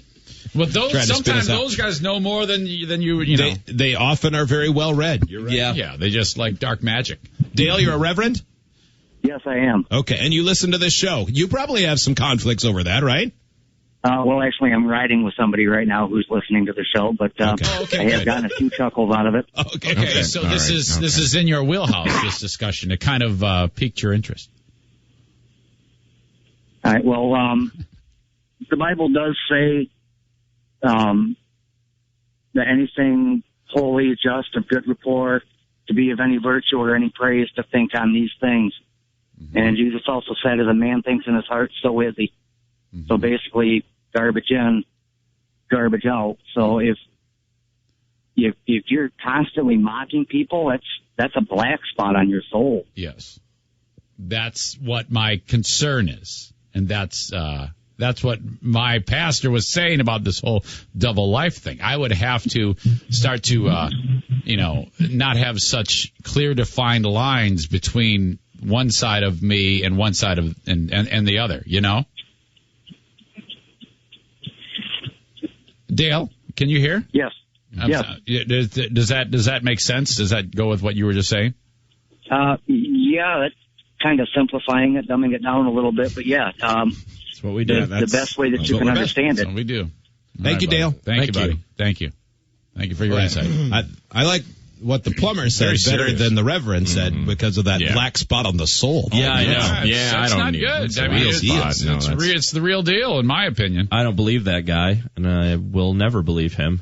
There's no black spot on my soul. I feel we bring more joy than we do sadness. Could you email who has the biggest black spots on their soul? Let's rank it. Oh, wow. Black spot ranking? Is what you're saying? Number one would be the largest black spot, possibly an all black soul. Yeah, and if when you email or call with your black spot bracketology, if you could cite examples at some point, maybe you had a bad interaction with one of us, or you heard something that was really sour. Mm-hmm.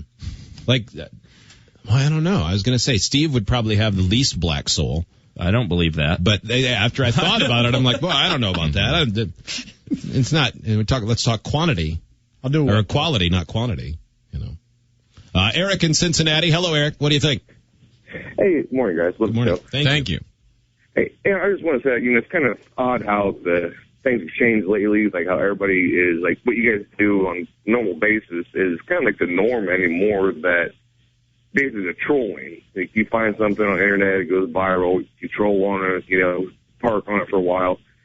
The thing is, on that note, that it's kind of odd that as the same age as you are, kind of, that having a daughter now coming up, that having to know what she's going to go through all this.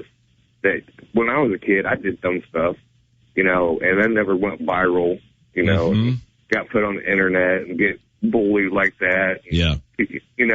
Never happened to me. Now I want to watch my daughter go through all this. Well, that definitely is. It is the whole social media involving with schooling and everything else. That is, it's going to be way harder for all of our kids to go through school than it was for us. And I didn't really enjoy school that much. Thank you, Eric. No, bullying was face to face when we were young, but at least it only lasted the day. Right. I'd go home and cry myself to sleep at night, pray to God that it wouldn't happen again, and then sometimes it wouldn't, and other times it did. Yep. That's fun.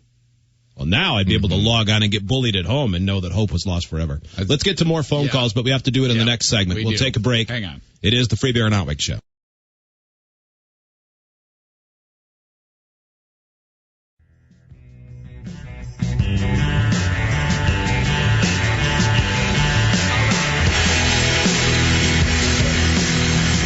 Keep listening. Another huge giveaway is just moments away.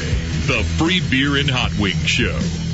Okay, if you're just tuning in, it's tough to encapsulate how we got to where we are. But here's the nutshell. We talked about the guy that was dancing, and people took photos. He's a really heavy, fat guy. They took photos of him dancing, and they tweeted, I can't believe this guy's dancing. And then they laughed at him, and they took another photo of him sad and tweeted it out. And it started this internet viral movement to throw a dance party that's going to go down at the LA Coliseum with Pharrell and That's Moby. Farrell. Yeah, Farrell. And, so there's going to be a huge dance party with all these women, turn into a big positive event. So then we started talking about how the obvious hypocrisy, because we all feel very badly for that guy. And we said he shouldn't be bullied and shouldn't be made fun of, like one segment removed from making fun of a bunch of other people, knowing we're going to do it again. And I had a specific thing exactly related to that came up in confession with my priest, where he said to me point blank, how can you apologize for these things and hope to be, absolved and you have to balance, your career. Yeah. How does that work? That doesn't add up? Yeah, you're right. There's a web poll on the internet because there was a reverend who called in who said that us doing that leaves a black spot on our soul. And Steve has a black spot on the soul web poll that you can take a look at and vote on who has the blackest spot, or the biggest black spot, I guess. Oh, down to the smallest. Early results. Do you want them? Let's get this phone call first. This is Shane. Hi, Shane. Hey, guys. Shane, how does it go? Who has the blackest spot on their soul, or the biggest black spot? I'm going with the biggest being free beer. Okay. Why do you say that? Can you elaborate? Okay. He was a person that took on religion and knew of God. And then through the years, it seems as though he's kind of depart from that. And that's kind of where, in my church, no offense, but it's, if you know of God and you denounce God, that's the biggest damnation you got. Okay. All right. Pretty heavy. That's all right. Who's second? I agree. Yeah, I would say that's valid. Yeah. Second, I got Joe. Why? Okay. Mostly from just the amount of consumption he has, both of alcohol, food, with absolutely no remorse. Well, what's wrong with that? You know what's wrong with that, Joe. I don't know what's wrong with that. That's gluttony, Joe. That's one of the 7 deadlies. Yeah, Joe. Save some booze for poor people. So, all right. Okay, thank you, man. Wait, what about, then you got, who's next? Zane. Okay, why? Because even though he has some of the same sins that Joe has, you could tell in his voice how much he regrets it and how much he repents. Okay. And then? Yeah, more. Okay, well, then it's hot wings after that. Okay. Yeah! Steve is the cleanest. Steve just fist bumped. Yeah. Well, I don't got nothing for Steve because honestly, Steve, sorry, but I know little to nothing about you. That's perfectly fine, man. He's still yours. He's kind of he's a little bit more in the kind of a behind the scenes guy, so he doesn't have the a win by default is still a win. Okay. Shane, by your observation, there are black spots on all of our souls, though, right? Or is it that I have a huge one, and then all the way down to Steve has a little. Mine. Steve has a dot. Well, Steve's from Jersey, so that could be huge. Bummer for all of Jersey listening. Thank you, Shane. They know it. Oh, man, we didn't get hot wings recently. Oh yeah, what's bad? Why is hot wings bad? Oh well, the same basic sins that everybody follows, but. When he gets home, that's all he is a at-home dad. He probably doesn't get out much and doesn't have much interaction socially. So, that's not sinful. Really, what trouble can he get into besides the radio show? Okay, I got you. Okay. Hot Wings only tries here, so that's the only place he gets in trouble. All right, buddy. Thank you, Shane. I don't go out in public when I'm not here. You sin because you're a good dad. When I do have to travel out, I wear a hood. I try to limit my appearance. Steve, how does the web poll look? Am I winning there as well? Let me actually refresh it because it's We have to come back to this, by the way. We're running out of time. Oh. We only have 30 seconds. Our apologies. We're up against a hard clock. To the people on hold. Tom in New Jersey has been holding on for 10. Eric in West Michigan for 9. Sean in Knoxville, 11. Please hold on. This is too great. Steve, web poll? Almost exactly opposite of what that caller just said. Zane leading with 61% of the vote. Joe, 18. Me, 11. Hot Wings, 7. And Free Beer, 2%. Well, like we said at the beginning of this, the Internet is always right. Yes. Thank you, Internet. Phone people lie. More on the way. We'll take a break. It is the Free Beer and Hot Wings Show.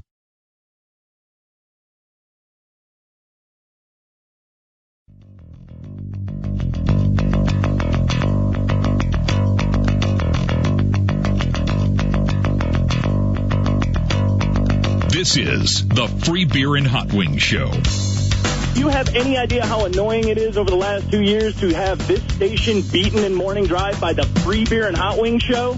Well, I guess they like them a little better. What can I tell you? At least I've heard of them. So you're gonna now beat Free Beer and Hot Wings. Not off the bat. We're starting. There's no offense, but you're not. Because you're the PD. You can't do it. And who's the dope laughing in the background? What have you done with your stupid career, dope? Now, back to the Free Beer and Hot Wings Show. What a C-punch. That was great. That has to be in an intro.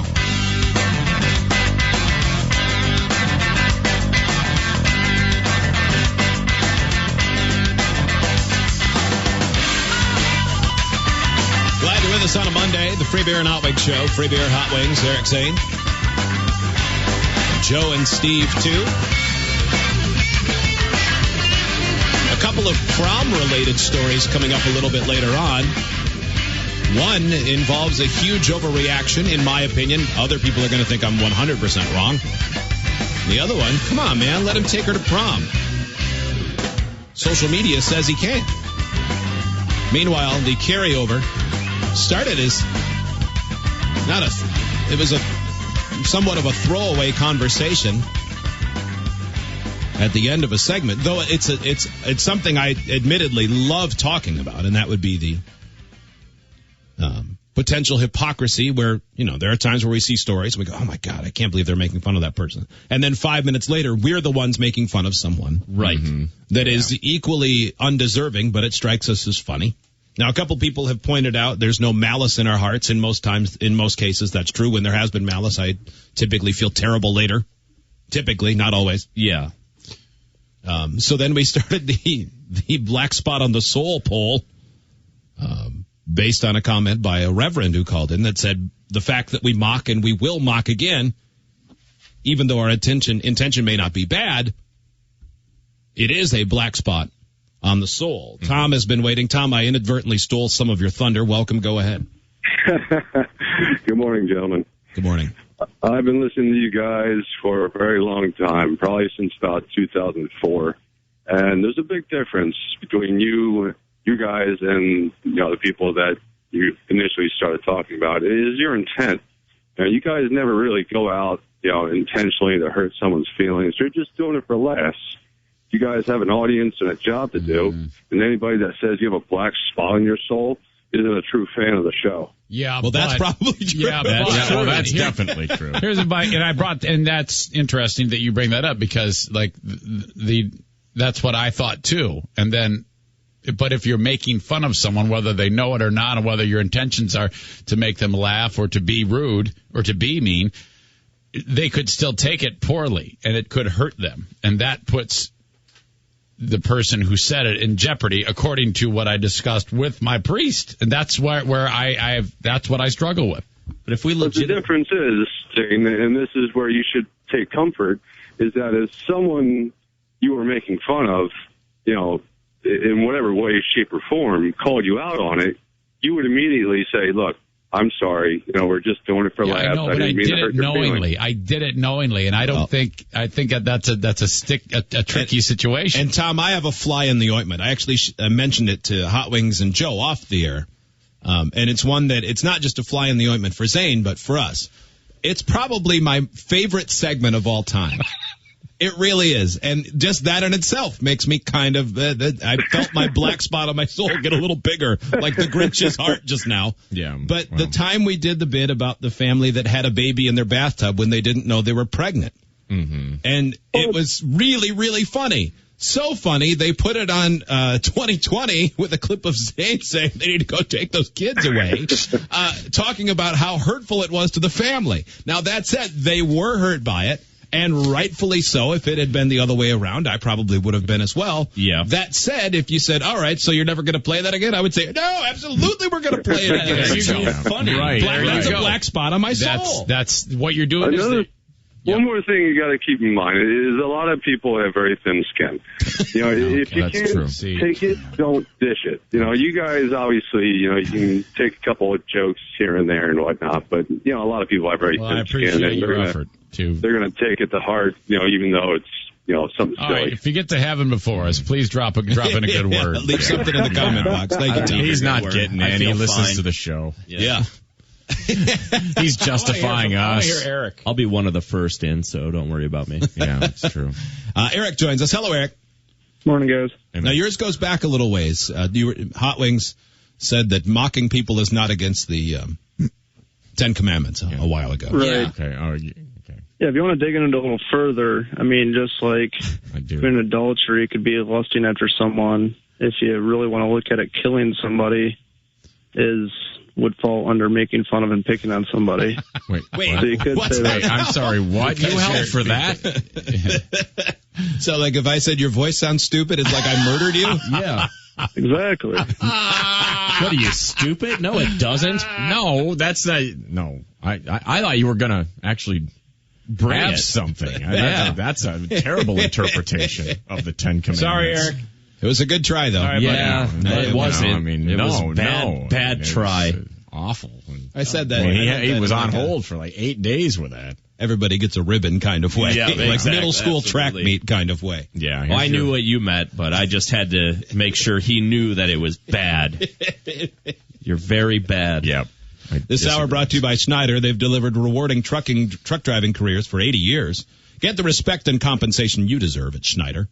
SchneiderJobs.com or call 800-44-PRIDE. Steve, can we get a web poll update before we get more phone calls? Who has the blackest spot on their soul? Let's see. Eric Zane, 55%. Joe, 23%. I have 9%. Hot Wings, 8%. And Free Beer, 5%. Does anyone disagree with their spot on that poll and you'd like to advocate to move ahead or behind I'd like someone? to be higher if I could. You'd like to pass Zane? Yeah. You think you have a bigger black spot on your soul? Yep. I think I should be lower.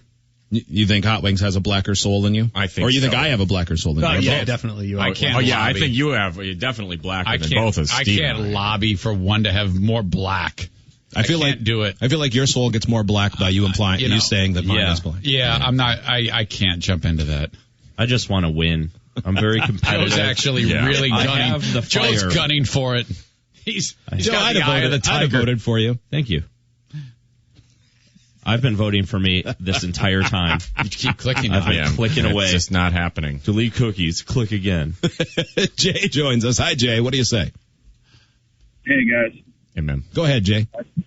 I think all you guys' spots are the same size. Okay. Why do you say that?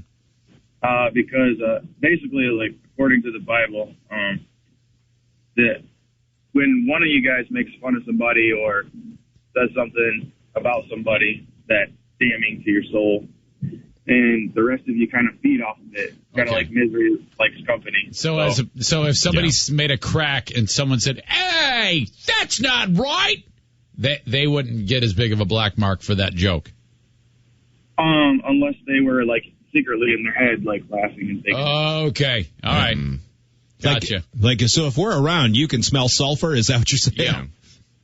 Yeah. Like Okay. a fart. All right. Okay. Thank you, Jay. That's a bummer. 1-800-947-3979. This is Jamie. Hello, Jamie. Hey, guys. How you doing? Good. What do you say? If I had to weigh in on the poll, I'd say Zane's probably got the biggest black spot on his soul. Okay. Being that outwardly he seems the most involved in his faith and religion, which I am too, and I can relate because I'm Catholic as well. And I do the same thing you do, man. Every time I go to confession or ask forgiveness from God, I am like in the back of my mind, as I'm saying these words, like, I'm going to do it tomorrow. I'm going to do it again in 2 days. I don't know what I'm even doing this for. What's the worst thing you ever confessed to? Yeah. To Hot Wings' point, you can't really say that there's mocking people isn't a 10 Commandments, so it's not a sin. I got to disagree with that. There's a lot of things in the Bible, and I don't agree with it all. Obviously, Old Testament stuff is left to be questionable. But Well, what I specifically said was the Jews believe in it. Yeah. And again, what I said specifically was, I've never read it in the Bible. Yeah. Hot Wings. I didn't say it's impossible that part. it's in there. I just, I only made it through about half of the Old Testament. Hot Wings is still waiting on the flood cliffhanger. Yeah, it's a very heady, long I wonder read. if that boat ever finds land. So I don't Hot really Wings, know. can't you just, like, assume, though, that mocking people and having judgment against others is probably frowned upon. I learned long ago from one of my teachers that assuming makes an ass out of you and me. So no, I can't assume anything about the Bible. Thank you, Jim. You It would have be to read a biblical math rule. book. He wasn't serious, Jamie. No, I was. Okay, let's see. This is Justin in Birmingham listening on the Vulcan. Hi, Justin. Hey, what's going on, fellas? Not much, buddy. Go ahead. Hey, so you got 5 grown adults in a room right now that are a bunch of sissies Okay. talking That's about true. black spots on your soul. Yeah. You think your dad or your grandfather cared about a black spot on his soul? He might have. I'm Yeah, certain. I don't know. He probably. I am certain my dad cares. They did what was necessary to get done. And you guys are rambling on about caring about. Are you giving us a get her done lecture about religion? Is that what you're doing? Yeah. And I think the difference is, my grandfather was, getting it done by killing Nazis and then working in a manufacturing plant, for brakes. I don't think it's the same. Yeah, it's kind of apples and oranges, man. Nah, there's no way. You guys are still providing for your family. You guys are providing entertainment. You guys are getting what's done. And on top of that, you guys do a bunch of charity. Who cares what you guys make fun of? I like the way you think. I You know like what? how we ended this. You've proven it. We are better than all of you. Yeah, I'm better than my... Yeah. I've never doubted that. I'm definitely that, better Grandpa. than my grandpa.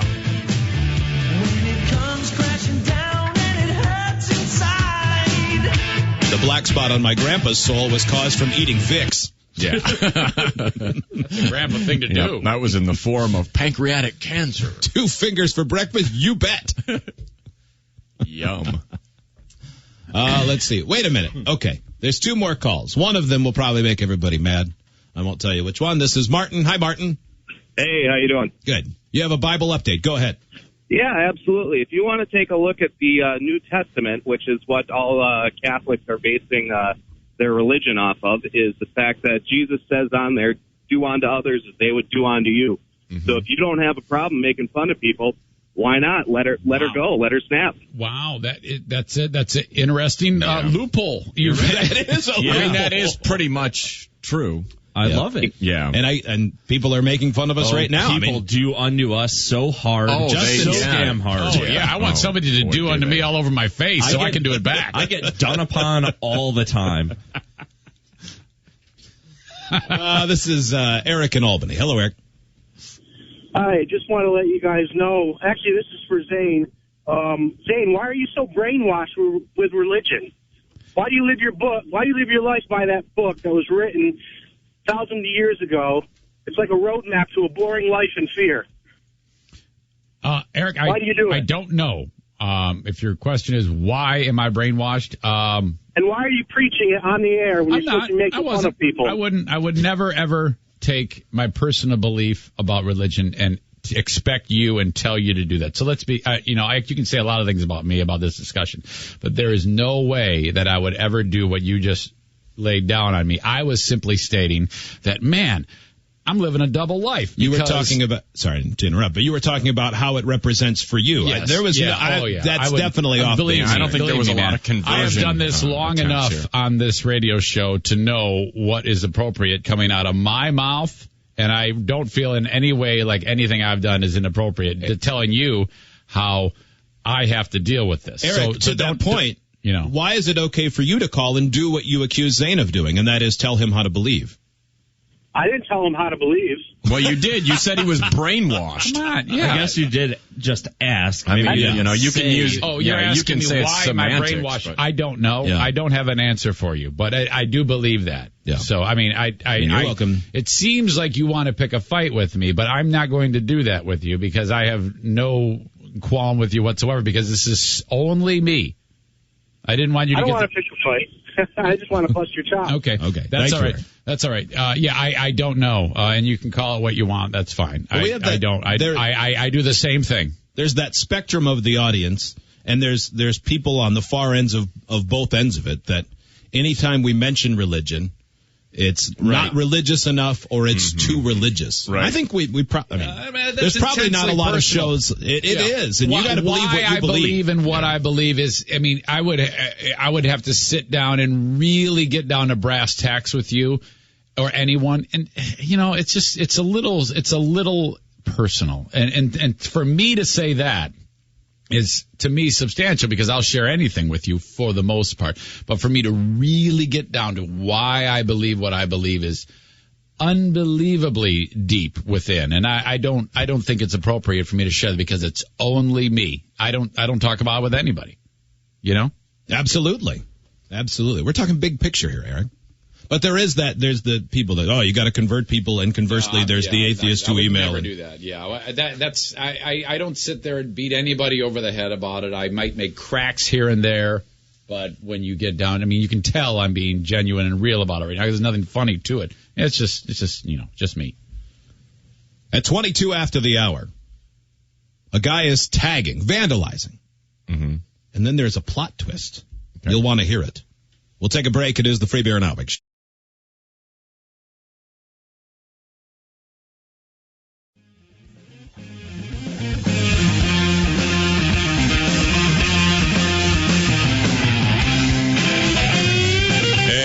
Tough guy. It's one thing to fire off a mean email while you're at the public library. Now call us up and really fix our caboose. 1-800-947-3979. A final thought on the black spots on the soles conversation. Brittany emails and says, so does that mean all of us listening who enjoy the show have a black spot on our soul as well? Yes. Yes. Wow. That's for you to decide. It's your own soul. Decorate it how you like. It's all made up, so you can just decide whatever you want. Yeah. Free Beer and Hotwings Report. A couple short clips. For those who are new to the show, I do play-by-play on the side. I do college football in the fall. Every once in a blue moon, an NFL game. For Compass Media Networks, the national radio broadcast, and then a handful of college basketballs. And I had my college basketball games, and I had my last college basketball game of the year on Saturday with Duke in North Carolina, which is a pretty darn good one to finish on. Where was that game? At North Carolina. Okay, That's right, because you said the jerseys were in the rafters. Yeah, yep. And so my partner is former NBA player, Detroit Piston Rick Mahorn. And off the air, he always calls me a version of my air name from this show, which was kind of cool because, I grew up, this guy, he was on the team that I rooted for growing up when I was 15 years old. So then to work with him was a really big deal. And so after I did my first game with him, I'm on the way home, and at the airport I get a text that says, "Is this you? Ha ha ha ha ha." And it says free beers. But the two things have never crossed over until Saturday night's broadcast, when this happened a handful of times. And to be clear, he doesn't refer to you as free beer. No. It's always free beers. Yes. Yep. Yeah. Plural. Hey, free beers. Yep. Which is just difficult to say. Yeah, it really is. Why can't he do it? Sometimes just beers. He has all the S's that I leave off of my words. I guess. I mean, you complete each other. We do. If he doesn't call you free beers, does he call you Greg's? No. Hey, no. Greg's. No.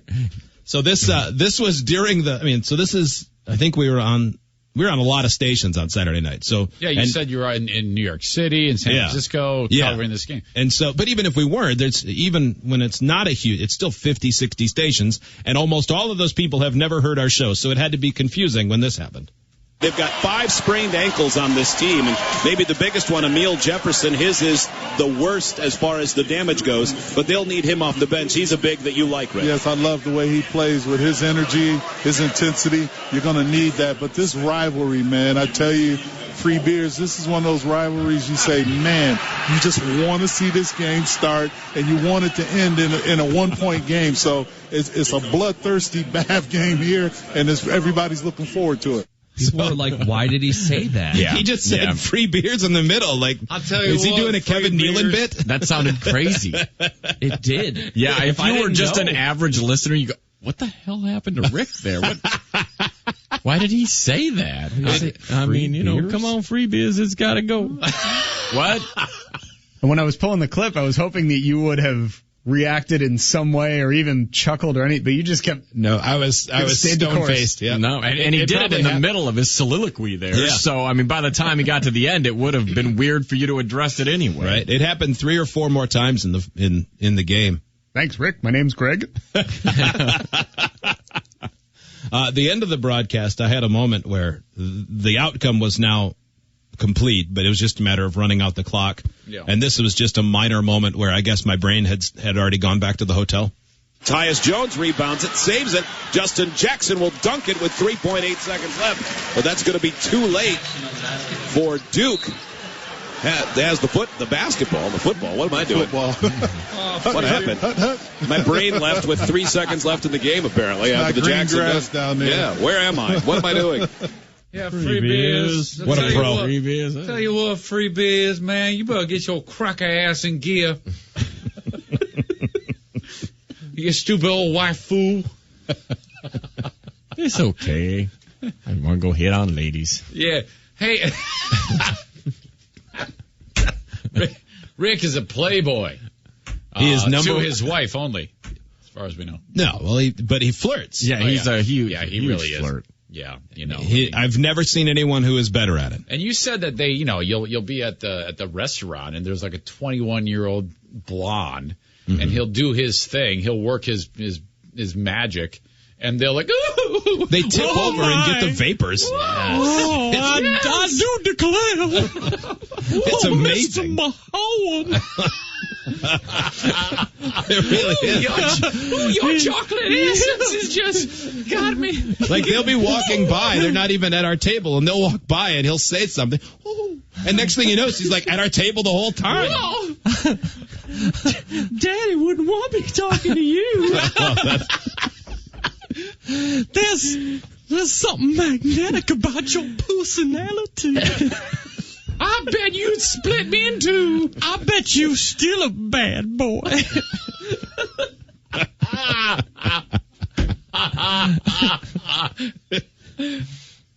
Meanwhile, this clip, I forget which community this took place in. Do you remember, Joe? Doesn't really matter, I suppose. Saginaw? I'm sorry, the vandalizer. Oh. It's going to help if I tell you which clip I'm asking about. Somewhere in England. Okay. I believe. It's a video off of break.com. And it starts out and a guy is tagging a building with spray paint. Okay. And then you're going to hear a cut. And even if you're not watching it, you'll know when it happens because everything changes. In fact, we're skipping all of that. It cuts, and then this is what you see. Now you know when it happens. Now I know exactly. Okay, so the first part, in fact, because it's silent, isn't it? Now that you mentioned it. Yeah, it's spray painting. It's a guy spray painting, and then it cuts, and all of a sudden he's on the ground. You came here and vandalized the spot. You can't do that to people's places, okay? I understand, okay? You, sir. I understand you, sir. You can't be doing that. I talked to a Jamaican guy. He said it doesn't matter. He said Keswick Lake. He vandalized my house. Came and sprayed painted my house. I got you on video. There's cameras here. He said the Kensington Lake Guard. I'm sorry, sir. I'm so sorry. I'm so sorry. Well, he's bleeding all over the snow. He beat the hell out of him badly. Wow. Still, he's crying. Who cried? By the way, after you've been beaten for spray painting someone's home, you don't get to justify it by saying a Jamaican man told me I could paint here? Yeah. What does that even mean? You got spray paint here. The Jamaican said this is where, I had to cry a lot. And I didn't know where to do it. The Jamaican guy said, yeah, man, go there. So when it starts, see, the black spot on the soul. So when it starts, he's looking down and he's clearly just been struck and like blood out. His eyes already black. I didn't realize Inspector Clouseau was such a badass. You cannot paint here. I'll never do it again. You came here and vandalized the spot. You can't do that to people's places, okay? I understand. Okay? You, sir. I understand you, sir. You can't be doing that. I talked to a Jamaican guy. He said it doesn't matter. He said Keswick Lake. He said vandalized my house. Came and sprayed painted my house. I got you on video. He needs to take the can, spray his face. He said the Kensington Lake Guard. I'm sorry, sir. I'm so sorry. I'm so sorry. So sorry. He says it like he's in Nickelback. I feel like if your apology goes up into that level, that you're probably pretty sincere. Oh, boy, yeah.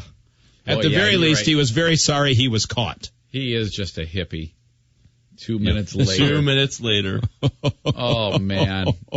He just he got popped right in the nose. Oh, yeah. Oh, boy. The guy had a Unity ring on. You can see it. You can see it at Free Beer and Hot Wings. See it at freebeerandhotwings.com. Oh, boy, did he Unity. Oh, that's awesome. I feel like that guy probably really did believe what he was doing was okay. Yeah. Do you know what I mean? Because of his reaction, he was so not defiant. I mean, his skull was broken in two and his brain was falling out of his nose, but serves him right for being that dumb, though. Yeah. Even if he legitimately thought it was all right, how do you think it's legitimately all right to spray paint the side of a building? Well, I think you got to remember, we all know that any law is void if a Jamaican tells you so. I'm on. He killed 2 prostitutes earlier in the morning. Bob Marley said it was okay in a song. I mean, come on, man. Second part of the Free Beer and Hot Wings report, if third, depending on how you want to number it. I don't know. Doesn't even matter. Why did I say that? This story about Planet Fitness in Midland, Michigan. This is actually your town, the largest town near where I grew up. I used to live in Midland. Yeah, and now Planet Fitness, football is they're the no judge place, right? Isn't that the place with like the meathead alarms and stuff like that? If you make too much noise, there's an alarm that goes off. It's they don't want designed for every other person who doesn't, They don't like tight clothing. They feed you pizza once a month. Yeah, so it's kind of just their corporate policy is to be a big tent kind of place. Everybody's welcome. Yep. Okay. Which you can count on. This is WNEM TV5 News at Big 6. news story about this dust up. Shouldn't they also have a right to privacy as well? Gender identity at the heart of a controversial topic that is gaining attention across the area tonight. Should a man who identifies as a woman be able to use the same locker room as women? Last night we told you about a local woman who actually got kicked out of her gym after she complained about a transgendered man in the women's locker room. Our Gino Vici live at the Continuous News Center with more on the story now. Gino? Well, Sam, let me point out that when Yvette Cormier complained about a man being inside the woman's locker room, she says she had no idea that person was actually a transgender woman. She also says she had no idea that Planet Fitness had a policy allowing transgender women to share locker rooms with other women. So how can this issue be resolved? Well, we sat down with a well-known member of the transgender community to get her take on how to avoid this issue moving forward. Okay. Thank you, Johnny Sean Orange. Davenport is a professor at Saginaw Valley State University as well as Delta College. Davenport is also a transgender woman. We're intimately familiar with the fears that others have. Davenport is talking about the controversy surrounding Planet Fitness in Midland and one of its members who encountered another transgender woman inside the women's locker room. As we first reported last night on TV5 News at 11, Yvette Cormier was shocked and surprised when what appeared to be a man entered the ladies' locker room. Davenport says she's not surprised by Cormier's reaction. Is there a solution to the problem? I think there actually is. At the same time, she says she applauds Planet Fitness for understanding the needs of the transgender community. But according to Davenport, establishments looking to support the transgender community must have the proper facility, so that doing so doesn't impose on others. Family changing areas, unisex changing areas, and hey, did you used to be a guy or something? Spaces for taking showers really would go a long way to resolving almost all of these issues. Cormier, as well as many other women we spoke with today off camera, say their issue is that Planet Fitness failed to warn them about the possibility they could be sharing a locker room with a member of the transgender community. Davenport feels pointing something like this out to customers could be construed as negative. And again, she says having separate changing areas avoids this situation altogether. But in the end, Davenport says she has no ill feelings towards Cormier. Instead, she says her concern is valid. And most importantly, Davenport says this situation provides the opportunity for the public to learn more about the transgender community. Use it as an opportunity to educate and to show people that we can be included in the community in a meaningful and productive way. Now back here live, since this story has aired, Peak Fitness at Flint has offered Cormier a one-year membership. Okay, well, no, that's perfect because Midland to Flint is only an hour. So if you want to do 30 minutes on the exercise bike, it's easy. If you're having trouble, you come over here to whatever place. Yeah, and then hit Fuddruckers on the way home. Everything's good. There's all sorts of highlights along Dorton Highway. You can check those out. There's a couple good strip joints, maybe a Bob's Steak. And, Muscle Beach in Los Angeles has said, come here anytime. I get a free burger from Halo Burger. Maybe go to the machine shop, hang out at Tony Labree's dumpster. There's all sorts of things here in Flint. Jeez. We would like to invite you to work out with us in Dusseldorf. It's just a small transatlantic flight. I can't believe they even mentioned that. I mean, Midland to Flint is so far. Jesus. So, if I'm understanding this correctly, the transgendered professor says just a separate place to change. Well, yeah, if there is a family bathroom. Yes. Because, and I think that's a nuanced way of looking at it, because if you're the initial woman and you don't know the policy and you don't know that person and identifies. He has a penis, yes? The I don't know, but the person. If it looked enough like a man that she thought a man was walking into the locker room, then there must be something about that. In my opinion, if you have a penis, you should not be in a woman's locker room for the sole fact that you can really scare the hell out of the women that are in there if they don't know that you're the transgendered community would disagree with you, because they would say, well, the identification is what mattered. They self-identify as a woman, so they're comfortable in that room. But what if, in a case like a Bruce Jenner, who wants to be a woman, identifies as a woman, but is not going to remove his penis because he's attracted to women. So basically, he's like a lesbian. Okay, so you think lesbians should not be able to go in the locker room? No, but if he's got a unit and he's still attracted to women, wouldn't having him go into the women's locker room be a little bit weird? Nope. I don't think that would be fair to the women in there when you've got because I think the complexity of this is why the transgendered professor said there needs to be that third option where there's privacy, so it doesn't make it easily solved. It's not like transgendered people are sitting around going, man, I hope I can make some non-transgendered uncomfortable. So it is. Yeah. Everybody has the right to not be uncomfortable. The transgender people have a right to not be uncomfortable, but so do the people who are not. Yeah, that's why I think if they're not gonna have a third facility, then they just have to make it known. Hey, listen, just so you know, this is our policy. If there's any reservations, sorry. Yeah. If they put a sign outside of the woman's that says, there's all sorts of zones at that place, judge-free zone. If they put no penis zone, you can't get in there if you got one. There's a sign out. Or if they put both penis and vagina zone, so anyone can go in. Well, here's the thing: that's exactly what they told her. They weren't saying screw you. They were just like, this is how it is. Yeah. But she was angry for some reason. I don't know why. So but she called corporate. Then that's when corporate then revoked her membership. Right. Yeah. Okay. All right. I mean, that's how it is. Sorry, if you don't want to go there, that's fine. Go to Flint. It could be like other gyms where you get locked in and they won't. Well, if you want your membership revoked, you have to move 1 million miles away and send us a piece of mail. Mm-hmm.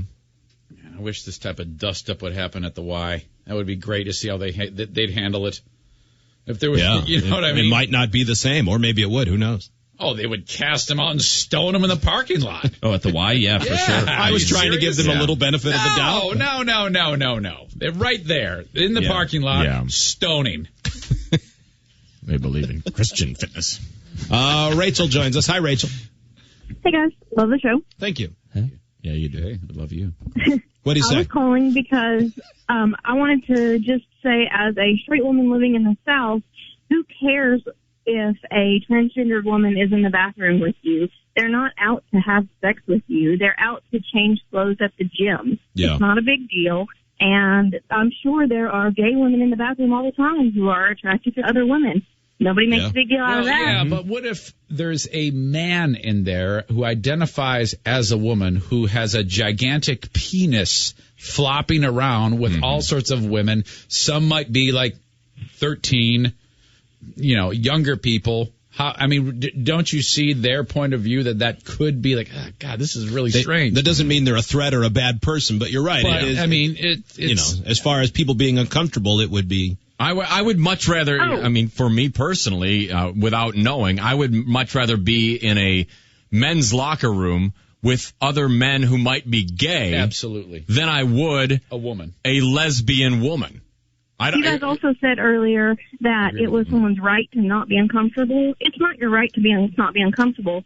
It is your choice to be uncomfortable and to then act on it. If you don't want to see it, don't look. Well, how would you feel then if you were, let's just say, I don't know your status, if you have you're in the gym. I have 3 young boys. With a 13-year-old daughter, and you're getting ready to go have a little workout.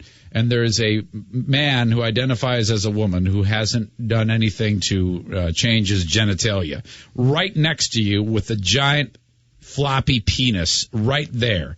Does that not... I doubt anybody is going to be displaying their transition status. Well, I don't know if that's true or not, because I'm actually friends with some transgender people, and they don't want to display their transition status. Well, I mean, maybe the people that you don't, but that doesn't mean that all that's people what the story is about. Well, she didn't. You're jumping to the conclusion that he was walking around with his wiener hanging. Hold on a second, Rachel.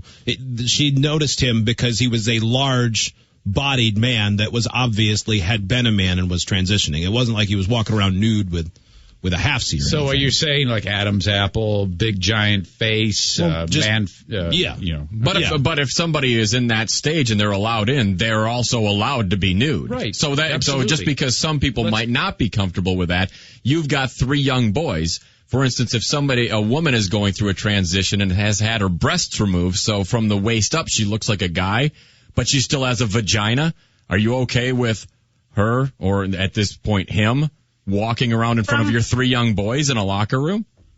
From my experience, kids aren't looking at other people's genitalia. Well, do you think your 3 boys wouldn't notice if a person had a vagina? You can't tell her how to do it. But I don't think in this original story anybody did anything that was completely unacceptable. I think the first woman. We don't know. It's not clear as to in terms of what was seen or not. What actually was seen. I mean, all she said was, I figured it out that it was a man, but I'm not clear as to what she actually saw. I was throwing in that.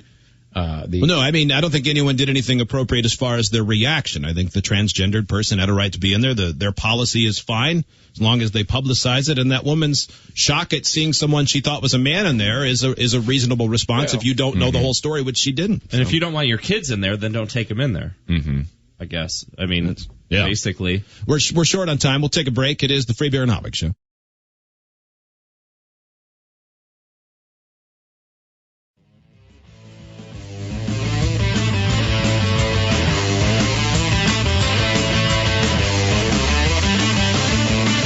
It's the Free Beer and Hot Wings Show.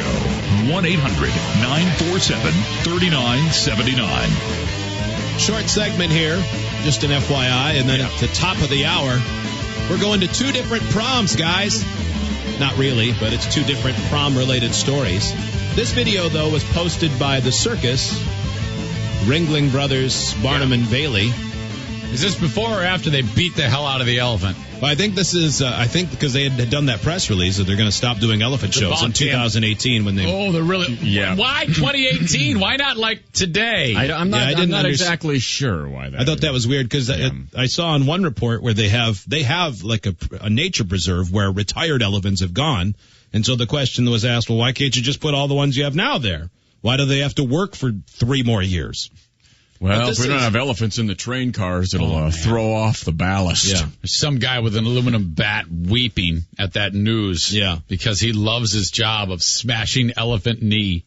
Well, this is what we say. This is a video of one of their human combatants. This is a woman who's apparently the youngest human cannonball in history. I don't know how old she is, but I just saw that it said it at some. They might even say it on the video. Okay.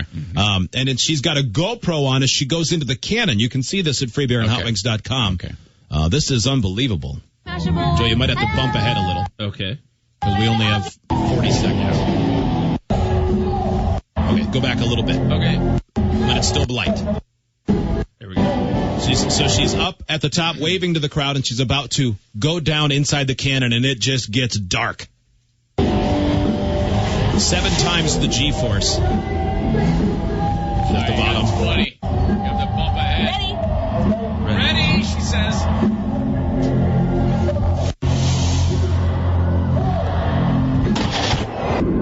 Yes! you imagine that? No. You can see the whole thing at freebeerandhotwings.com. We'll take a break. It is the Free Beer and Hot Wings Show.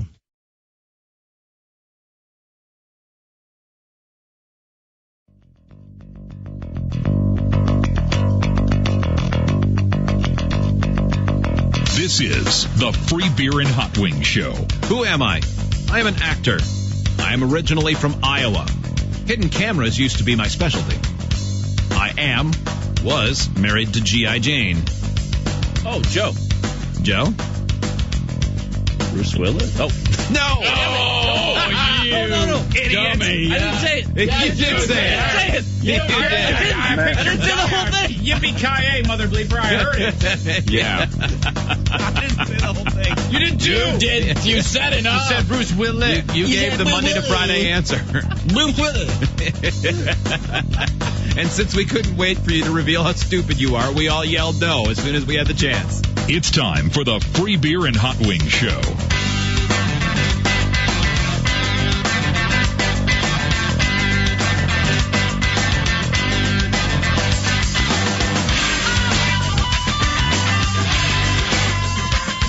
Final hour on a Monday, the Free Beer and Hot Wings Show.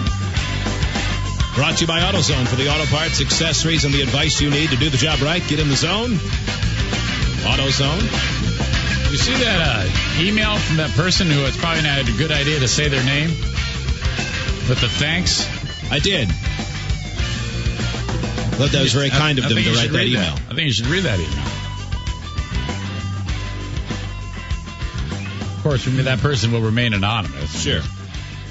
You're talking about, I had written back to that, but is that the one you're talking about? I don't know if you had written back. The subject line is thanks, so yeah. I'm sure we're talking about the same one. That's the one, man. I like knowing that guy was listening. I do too. It says, hey guys, love the show. Just heard the segment on the transgendered woman in the locker room. I know how easy of a target the trans community is for jokes, but you gained a lot of respect from me today for being mature and not feeding the negativity. As a closet trans myself, just wanted to say thanks. I agree that there should be a separate changing room away from the men's locker room and the women's. I couldn't imagine going into the women's changing room and expect anybody to be okay with it. You have to have some pretty big balls to do such a thing. I'm allowed to joke. Have a great day, guys. A lot of times that means a lot. At facilities like that, there'll be like a family change room where it's just a single. Yeah. You know? Yeah. And people go in those all the time. Yeah, absolutely. Yeah. And that was what that professor was saying. Yeah. Yeah.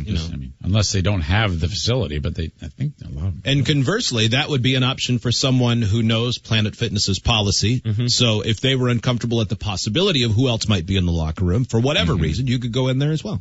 Yeah. Was there supposed to be an interview with Bruce Jenner and Diane Sawyer? Yeah. Yeah, I feel like they recorded it, but it's not airing until like May. They did record it. For sweeps. That's exactly what they did. I think there's been some leaks about that. There'll be a ton of people that'll watch that thing. There probably will be. Oh, definitely. That will be a big I don't have deal. any interest in it. You don't really? No. Boy, I am do. massively interested in that story. Yeah. I don't know why. I'm massively interested in anybody. I don't care if it's Joe Schmo off the street, and to pick their brain as to what's going on. But I don't know. Maybe because I don't care about Bruce Jenner. Like I grew up, I only know him being that weird looking guy on the Kardashians. Yeah, but I'm not even talking about the famous aspect of it. I'm talking about anybody at all. I like to hear what they're thinking and what they go through. It's interesting to me.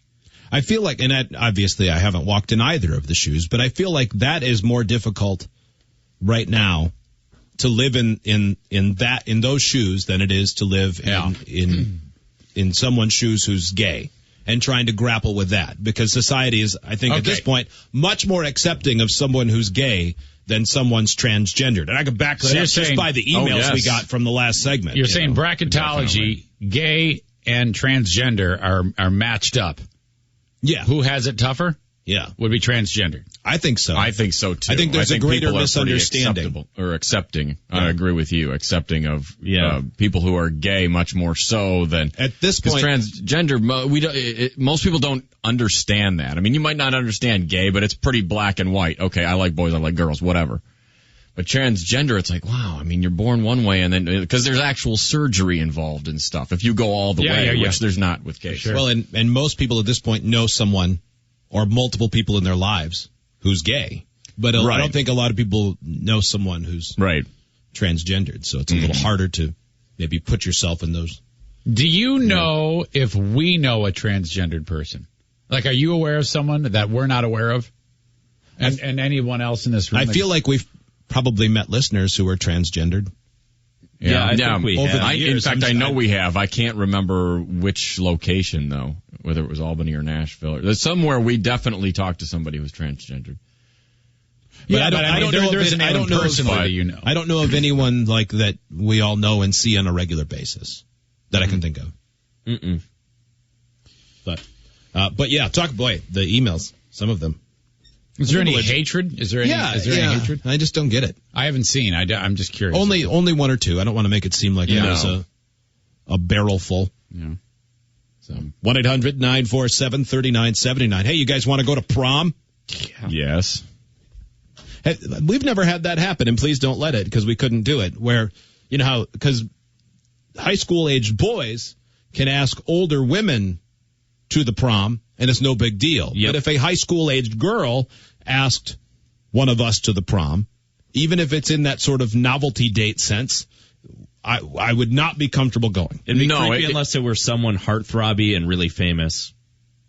Like if Brad Pitt went, okay, I'll go to the prom with you. Right. Everyone would go, oh. Well, and or Ashton Kutcher or something. Like Abe Vigoda. Wouldn't that be hilarious, though? If Yes, Abe that would be different, too. That would be different, too. We're in the sweet spot for creepy. Yeah, we are. The only way it wouldn't be creepy if it was one of us is if it was somebody who was like, really terminal or was facing like some sort of real uphill, if it was just like the high school cheerleading captain and it's like, oh, I'm going with her, everyone would go, wait a minute. Yeah. By the way, if it was someone who was really terminal and it was their make-a-wish to go with one of us, everyone would feel even more bad for that person. Yeah, You're dying and your highest aspiration is one of those pathetic losers. Can you imagine Stephen Hawking showing up at prom with somebody? They wheel him in. On the chair. And he hits the button and the voice says, I didn't want to be here. I've never said any of these things. I'm actually stupid. Everybody dance now. My IQ is low. I wish I was in the vomit comet. This first story does involve a guy asking someone who's sort of a novelty for a prom date, but the school is C-blocking.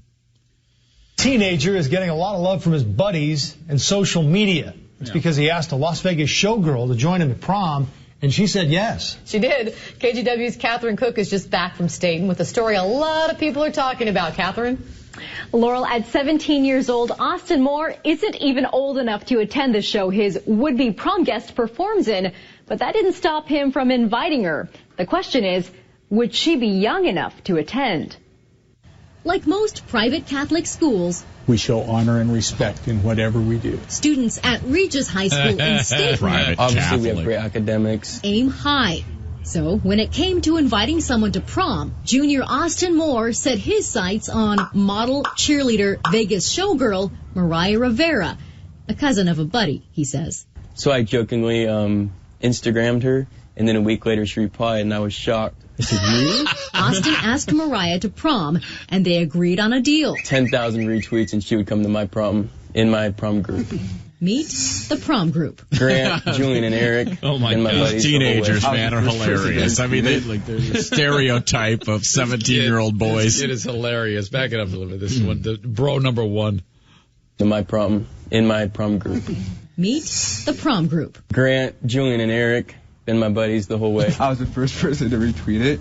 Gotta show love. I was pretty proud of him. He's a ladies' man. In no time, Austin racked up more than 1,000 retweets. Would he get his model show? What's interesting, if let's just say in a perfect world, he did go to the prom with this, woman, right. this adult, beautiful, she's a knockout. Woman. Yeah, he chose girls, well. All the other girls there are going to be so intimidated. Oh, yeah, I know. And just be mad. Yeah. Yeah, look at that skank. We already put out way more than other girls because we're Catholic. Now we have to go way beyond. Now we got to get double stuffed just to show that we're legit. We might actually have to become not virgins. You ever see, not just bundle full virgins. Now, by the way, every time we go somewhere, we meet someone who says, yeah, I just dropped my kids off at school. Imagine the person who dropped their kids off at Catholic school. Oh, yeah. Yeah, they've had their suspicions about their daughter. They just dropped her off. They're like, oh, no. I mean, normally we just spit it out of the sidewalk. You expect more. Girl prom date? What would the Virgin Mary think? Turns out she wouldn't have to. All guests have to be 19 and under. Well, she is like 30, I guess, so I wasn't really thinking. Oh, she's like 90 or something. I don't know. She's 30.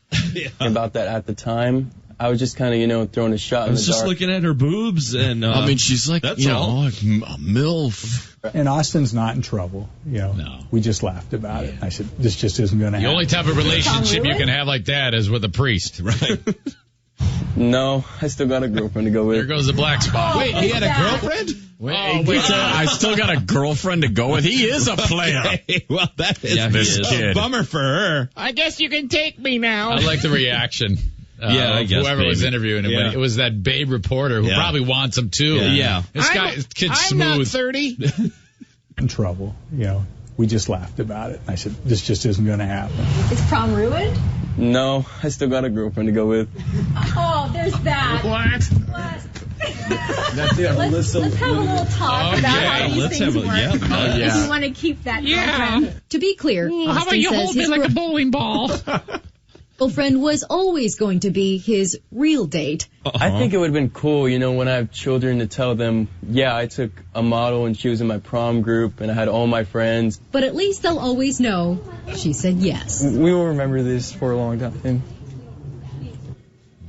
The Regis High Prom is May 16th. Plenty of time for Austin to think of a really, really good way to ask his girlfriend. Laurel, back to you. Let's hear it for the girlfriend. Retweet, You don't have to ask please. your girlfriend. It's implied. She has to go. Yeah. If you don't want to go, break up with me. That's the rule. He's going to tell her that we can go to prom together again, I guess. Yeah, I still got a girlfriend I could take. That was unbelievable. A little jerk. Boy, if she sticks with him. Imagine being her parents. Oh, I'd be so mad. You see your daughter's boyfriend on TV talking about how he was going to take a girl from a Vegas showgirl, and then he comes over and goes, yeah, hey, Dad. Huh? Guess what I'm going to do to your daughter? Guess what the stipulations of me taking her are? Treat you like a vandalizer. Yeah. There's another prom story next. We're prom heavy today. We're getting to prom season. This next one is a little bit different because of the theme they've chosen for prom. It'd be pretty sweet to get paid big money while you listen to us talk about the black spots on our souls and such things. Mm-hmm. Yeah. Not in the background or when your boss doesn't know. Nope. Do it when you want. Laugh along, make money. You can and you will, and you'll find career satisfaction along the way when you're hitting the open road as a professional truck driver with Schneider. Listen, our economy is dependent on truckers. Truck drivers play a critical role getting stuff from point A to point B and sometimes point C's and D. Demand for drivers is higher than ever, and Schneider is the company, man. They've delivered rewarding truck driving careers for 80 years. They continue adding customers to their already industry-leading freight base, which means even more opportunities for you in 2015. Okay, if you're looking for it, Schneider has it. Here's what you do. Check out everything they have to offer and apply to join the team at SchneiderJobs.com. You hear that? SchneiderJobs.com. That's SCHNEIDER.com, or call them at 844-PRIDE. SchneiderJobs.com or 844-PRIDE. Now, our prom didn't have a theme. It was just prom. But this prom in, I think, California, they have one. And some people are really bent out of shape. That's coming up at 20 after the hour. We'll take a break. It is the Free Beer and Hot Show.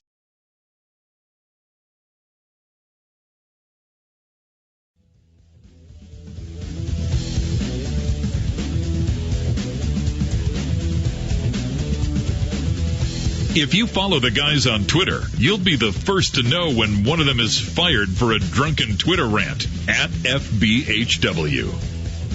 We'll get a black spot on the soul update later on this hour. Also, an article. It's not titled this, but we'll change it. 4 reasons Hot Wings is right to hate the time change. Why his Hot Wings countdown clock reminding us 3 weeks out, 2 weeks out, 1 week out. Why it was appropriate. True, yes. Reason that he was filled with doom. Mm-hmm. what Hot Wings thinks the end of this segment as well. Let's go to another prom, the last one. It's not really a prom. The story about the kid who asked the Vegas showgirl out and then found out that she was... prom coverage. This is our prom segments. Yeah. Probably more, because there'll be the obvious controversies. Every year there's one principal who decides he can feel up girls to see if they're wearing underwear or something like that. Mm-hmm. Yeah, you're going to have to bend over. What? It's my job. Got to see how high your skirt goes when you lean forward. Yeah. Somebody gets all creeped out.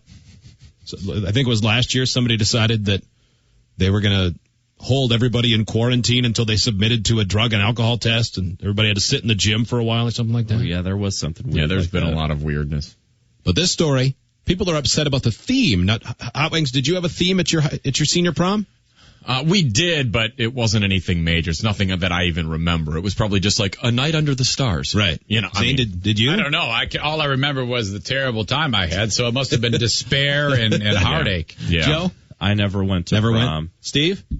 I went to my junior, not my senior, and I don't remember. What was yours? Sinatra? Pasta? Yeah. Pizza. That's right. Working at Cherry Hill High School, the Pasta and Sinatra prom. Mm-hmm. That's right. You win the height contest at 5'3". GMTN laundry prom. Where was your prom? Rita's Water Ace? Yeah. Rita's Water Ace. Hey, we was up there at Southside Johnny's place. Hey, what do you say we go and get some ice cream? I got something better.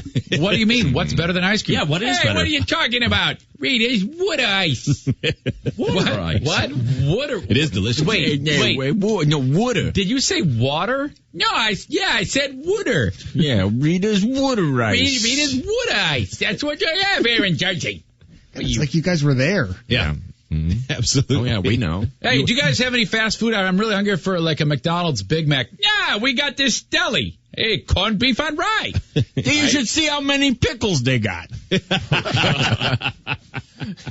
on, add some relish to that sandwich. Steve, did you win Slushy King? Not. Oh, well. Yeah. Still better than Joe's. Yeah. Please welcome Pork Roll Queen Stella. Brought to you by Wawa. Well, this story.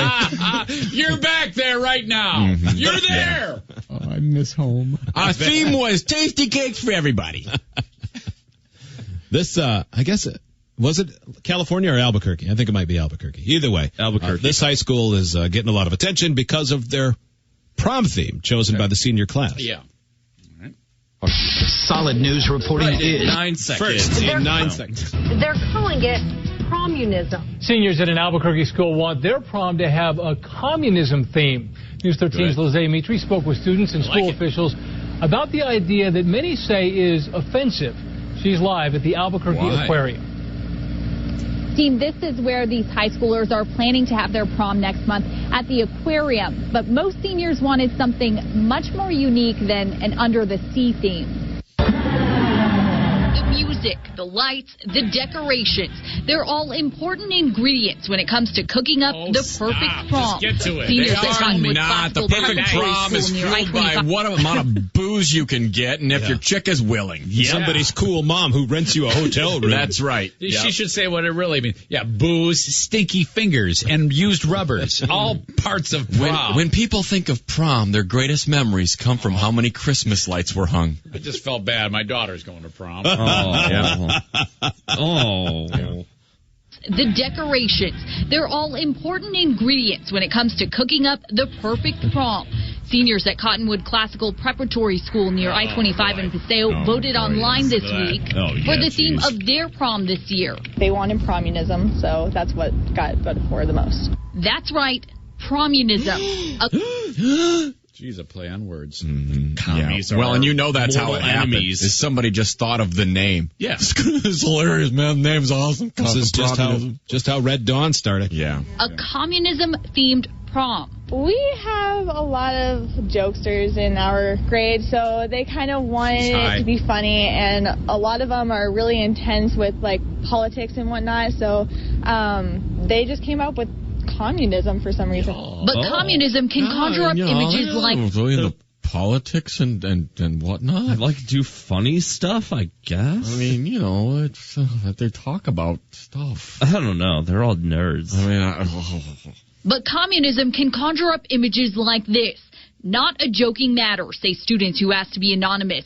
I would hope Cottonwood would realize the seriousness of having a very powerful and destructive idea as the theme for a prom when student I see wrote. opportunity. A bunch of dudes dressed up like Castro or Stalin. Yes. I mean, come on. Taking power. Another says, while the seniors meant no harm in their choice of theme, it is not appropriate.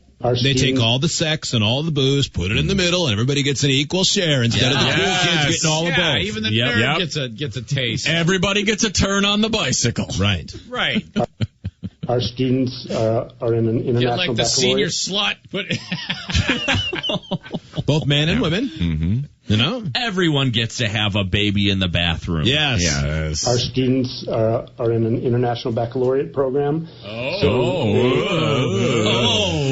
Here at whatever elitist preparatory school we go to. I'm so smart. International baccalaureate. I like apples. How do you like those apples? Harvard. Are in an international baccalaureate program. So they are very academically focused. And so. Yeah, whatever. Yeah, but they're still 17, which means they're soft-headed and dumb. Yeah, exactly. Shut up, nerd. One of the classes that they enjoy the most is a world history class. Oh, one of their classes they enjoy most is the benefits of communism. The executive director says despite the vote, this is not a done deal. He says he plans to talk with the students about it next week. We want to make sure that we honor the students' voices, but at the same time use it as a learning experience for them. So you're going to Bigfoot them like a fascist. Yep. At this point, he and many students aren't even quite sure what communism is supposed to look like. That's because it's silly and it's fun to say, and it's nothing more than that. They should know. Start with sickle and hammer or whatever the hell was on that flag. It's supposed to have all that awesome art and the cool font. Yeah, instead of dancing, it's a parade with all the guns the students have. Yeah, maybe gather up whatever members of the Red Army hockey team from 1980 are floating around, have them there. Joe mentioned it earlier. When somebody has a baby in the bathroom, you immediately give that baby a tractor and a farm. Yes, and then kill all of your detractors. Obviously. At this point, he and many students aren't even quite sure what communism is supposed to look like. I honestly don't think it's that funny. I don't think it's something that they should be choosing as a theme for a dance. I don't understand that. Thanks. That's very profound. Also, get it. Yeah. I'm trying to get a showgirl to go with me, too. I've got 0 retweets. I don't even have a girlfriend to fall back on. Or Twitter. The prom is supposed to be here on April 25th. While the executive director stopped short of saying he would prohibit communism, he does say he wants the students to understand that the idea of communism can generate negative reactions. Back to you. Okay, Lizette, thank you. Well, students tell us that exchange students at Cottonwood, some of them are even from communist countries. Oh, kill them. Go. Mm-hmm. Oh, get them out of here. I get that some people don't want it. I'm not sure whether. Whatever. I feel like people are freaking out a little bit. It's offensive. I don't think it's offensive. Well, it is. But if you had a fascist prom or an ISIS prom or any other ideologically themed prom, I think it would be a little bit weird. Probably. But the people want this. Rodeo prom? Rodeo prom would be fine, because there's going to be a lot of riding and bucking anyway at the end of the end. And I said buck, by the way. No. I just wanted to clarify that. You were safe. Yeah. I just like this email. Buck bucking. I like this email only because of one word they use. Lane writes, I love everything about this idea, promrads. Promrads is a good news right there. You see, we're adding to the how theme. The idea is building. Yes. It's outstanding. The proletariat. That's not going to. Yeah, it doesn't really work. Here's what Hot Wings thinks. Hot Wings. What Hot Wings thinks. Free beer, Zane, and listeners. No surprise that a fraternity has been caught on video singing racist songs, because if there's one thing we can count on from fraternities, it's stupidity. Sometimes it's the stupidity of just drinking too much. Sometimes it's the stupidity of something more serious, like rape. Sometimes it's the stupidity of putting things into other men's butts. But this time it's just sweet old racism. Members of the University of Oklahoma chapter of the Sigma Alpha Epsilon fraternity showed up on a video chanting a racial slur against black people and indicating that blacks would never be admitted to their stupid club of friends who were bought with their parents' money. For once, officials didn't hesitate in handing it to these grab-assed entitlement peckers. They're simply completely shutting down the fraternity, and the members are being suspended from the university. So one down and thousands to go. Because fraternities are nothing more than a safe haven for losers with money. Oh, and I know some of you are enraged because you belong or belonged to a fraternity and want to tell me about all the great charitable works and community service that you and your brothers perform and that you treat everyone with respect, especially women and minorities. Oh, well, this would only serve to illustrate that members of fraternities are also liars. Case in point, what profession seems to be most linked to previous fraternity membership? Lawyers and politicians. So I rest my case. Again, one down, but thousands to go. We still have a lot of work to do, my friends. I'm Hot Wings, and that's what I think. That's your new opinion from Hot Wings. More of the Free Beer and Hot Wings show is next.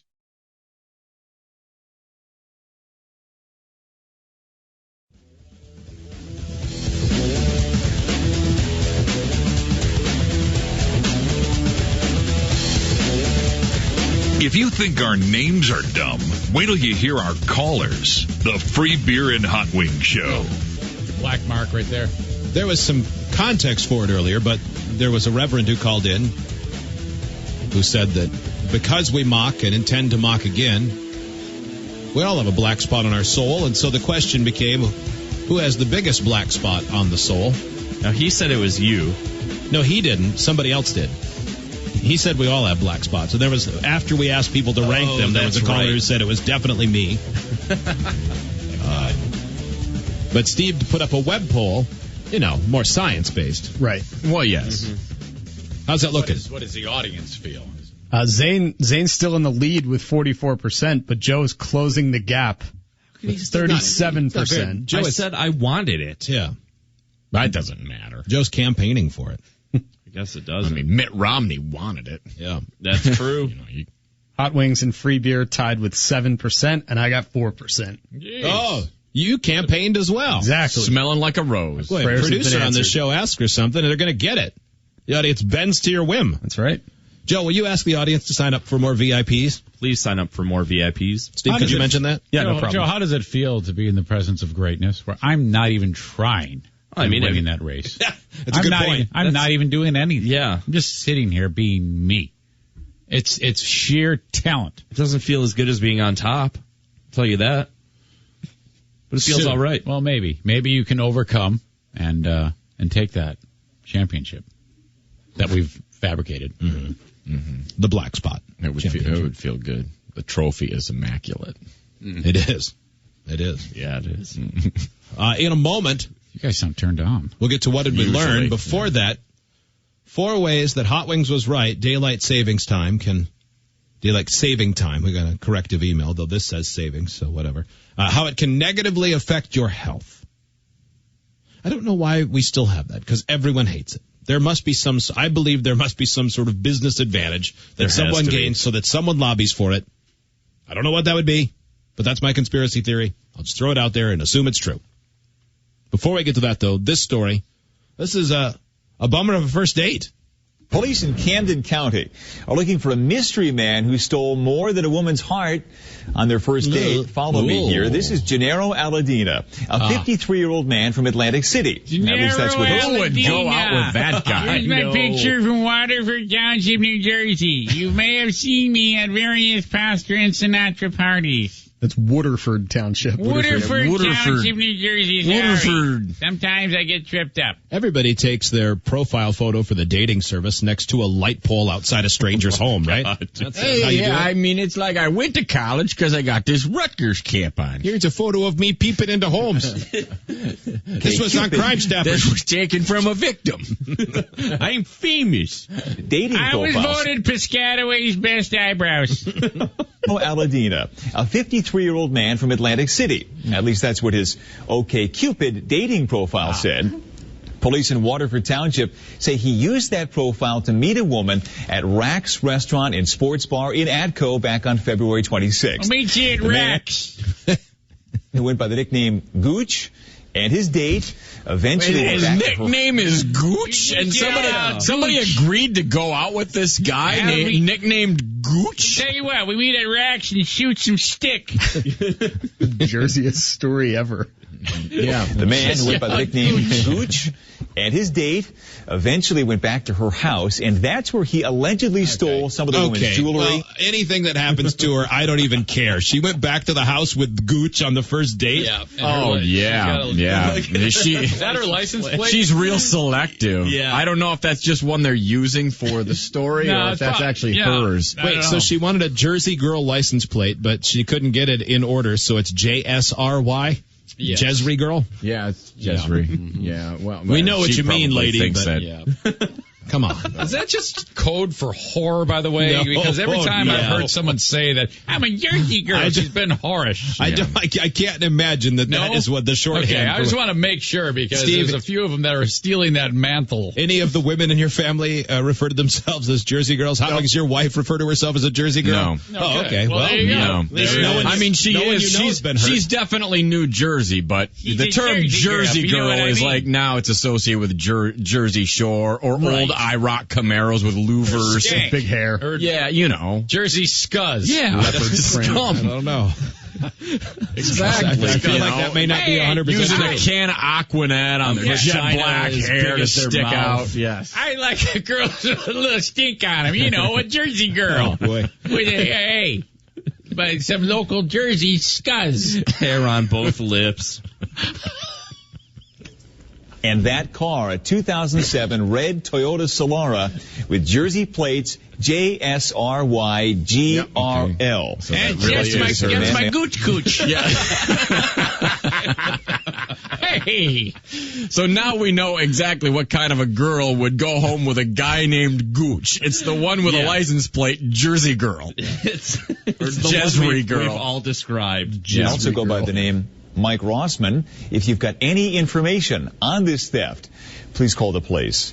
No, don't bother. That scumbag took my sweet cherry ride and my sweet cherry. Just kidding. I lost that a long time ago.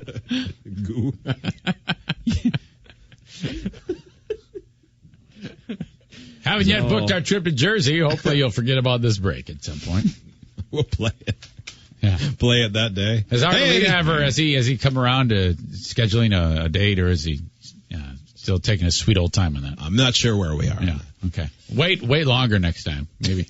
We were just wondering if you guys were like available in 2 weeks. I know it's June 15th. Can we get you on the 22nd of June? Is that okay? Is that going to work?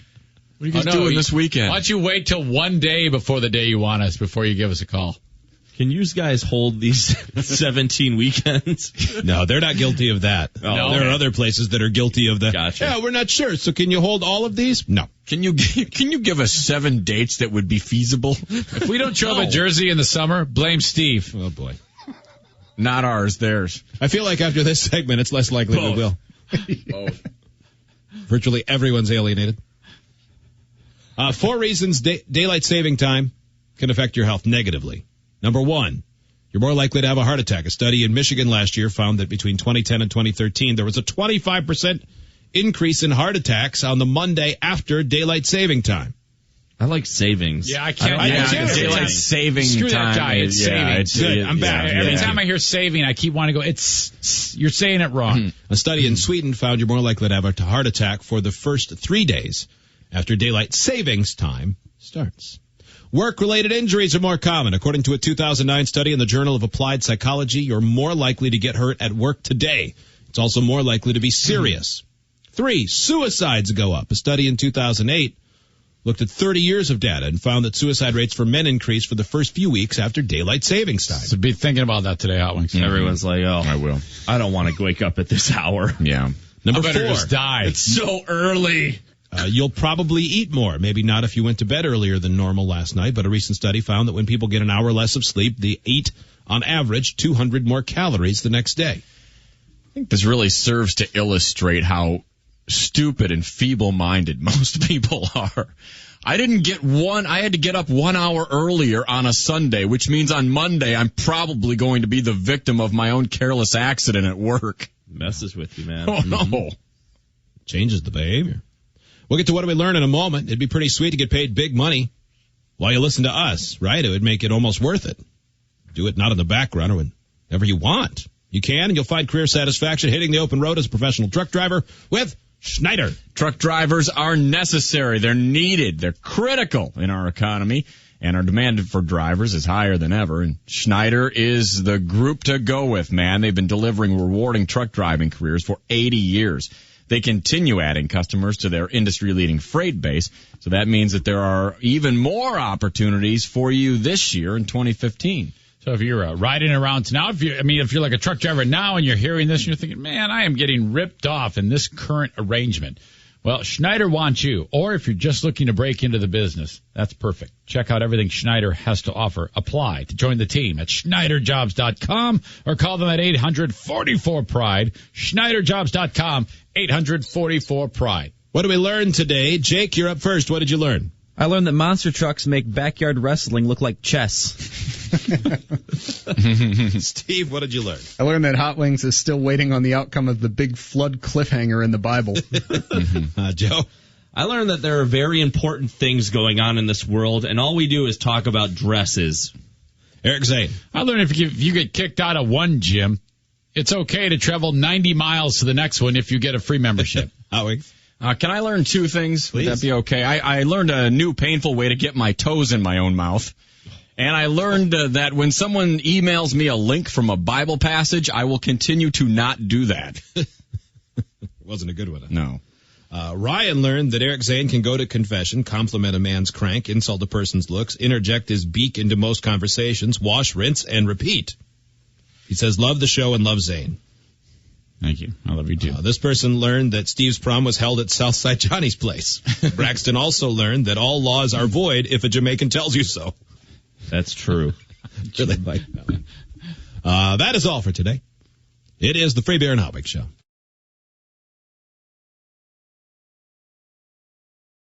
.97.9 GRD rocks, the Free Beer and Hot Wings Show. Mostly sunny. 40 the high. It's about 24 now downtown GR. Got a chance for you to win right now. Caller number 7. It's this time, they changed it up on me, and it caught me off guard. Sorry about that. I'll just choke on it for a second. Okay. It's your chance to win $50 worth of golden ticket instant win tickets. You could win up to $300,000 with up to 15 chances to win. You got to be 18 or over. Michigan Lottery, put some play in your day. Brought to you by the Michigan Lottery and 97.9 GRD. Caller 7 at 770-WGRD. Go for it right now. So the Lions lose in Ndamukong Suh. So some people are acting like, now they're back to being terrible. I don't think that's necessarily the case. I mean, no, just like Miami won't necessarily be any better with him. Well, they'll probably be better. I mean, he's good, but not necessarily. But if you've got no quarterback or anything else, I mean, you can stop a lot of people. But their defense will be better. That you can be assured of. Mm-hmm. I'm just glad he didn't go to like Green Bay or Minnesota. I agree. Right. I was really glad he went to the other conference. Yeah. Somebody they play once every 3 years. Mm-hmm. I mean, who knows how that'll open things up for Nick Fairley or whatever. But hopefully they'll be able to keep him. That's the plan, right? I mean, I would guess so. Yeah. So, I mean, but they might cut bait on him as well. I mean, he's been injured and his weight's been up and down. They might be worried about him getting paid and then going, well, that was fun. Yeah, like an Albert Hainsworth back in the day. I mean, when he, Suh, he caused a lot of trouble and in terms of wreaking havoc against the other team, and he was part of the reason, one of the big reasons why that defense was as strong as they were, because it all starts there. Other guys were able to get into the quarterback, like Ziggy Ansah and some of those other guys have big seasons because You're getting single coverage out on the wings. But I saw one rumor already that an unnamed Lions player said they're going to switch defensive schemes from the 4-3 to the 3-4, which is pretty nuts and bolts for a show like this. So we're not going to go much further than that, but they have a lot of defensive. I tell you what, Drew. I tell you what.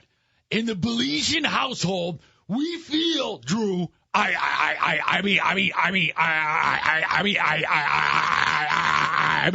mean. That must be a good impression because I want to turn this off too. Yeah, the 3-4. Yeah. I mean, your voice has to go Drew, a lot higher pitched occasionally. I mean, Drew. I mean, you can't expect great things. I mean, Drew, out of the 4-3 without Ndamukong Suh, they're going to have to go to the 3-4. Drew. Well, that's exactly right, Sean. I mean, what you're saying is if true. we actually had someone who's listening that could call, that we could break it down. Well, we've already had our caller today. Yeah. I mean, Drew.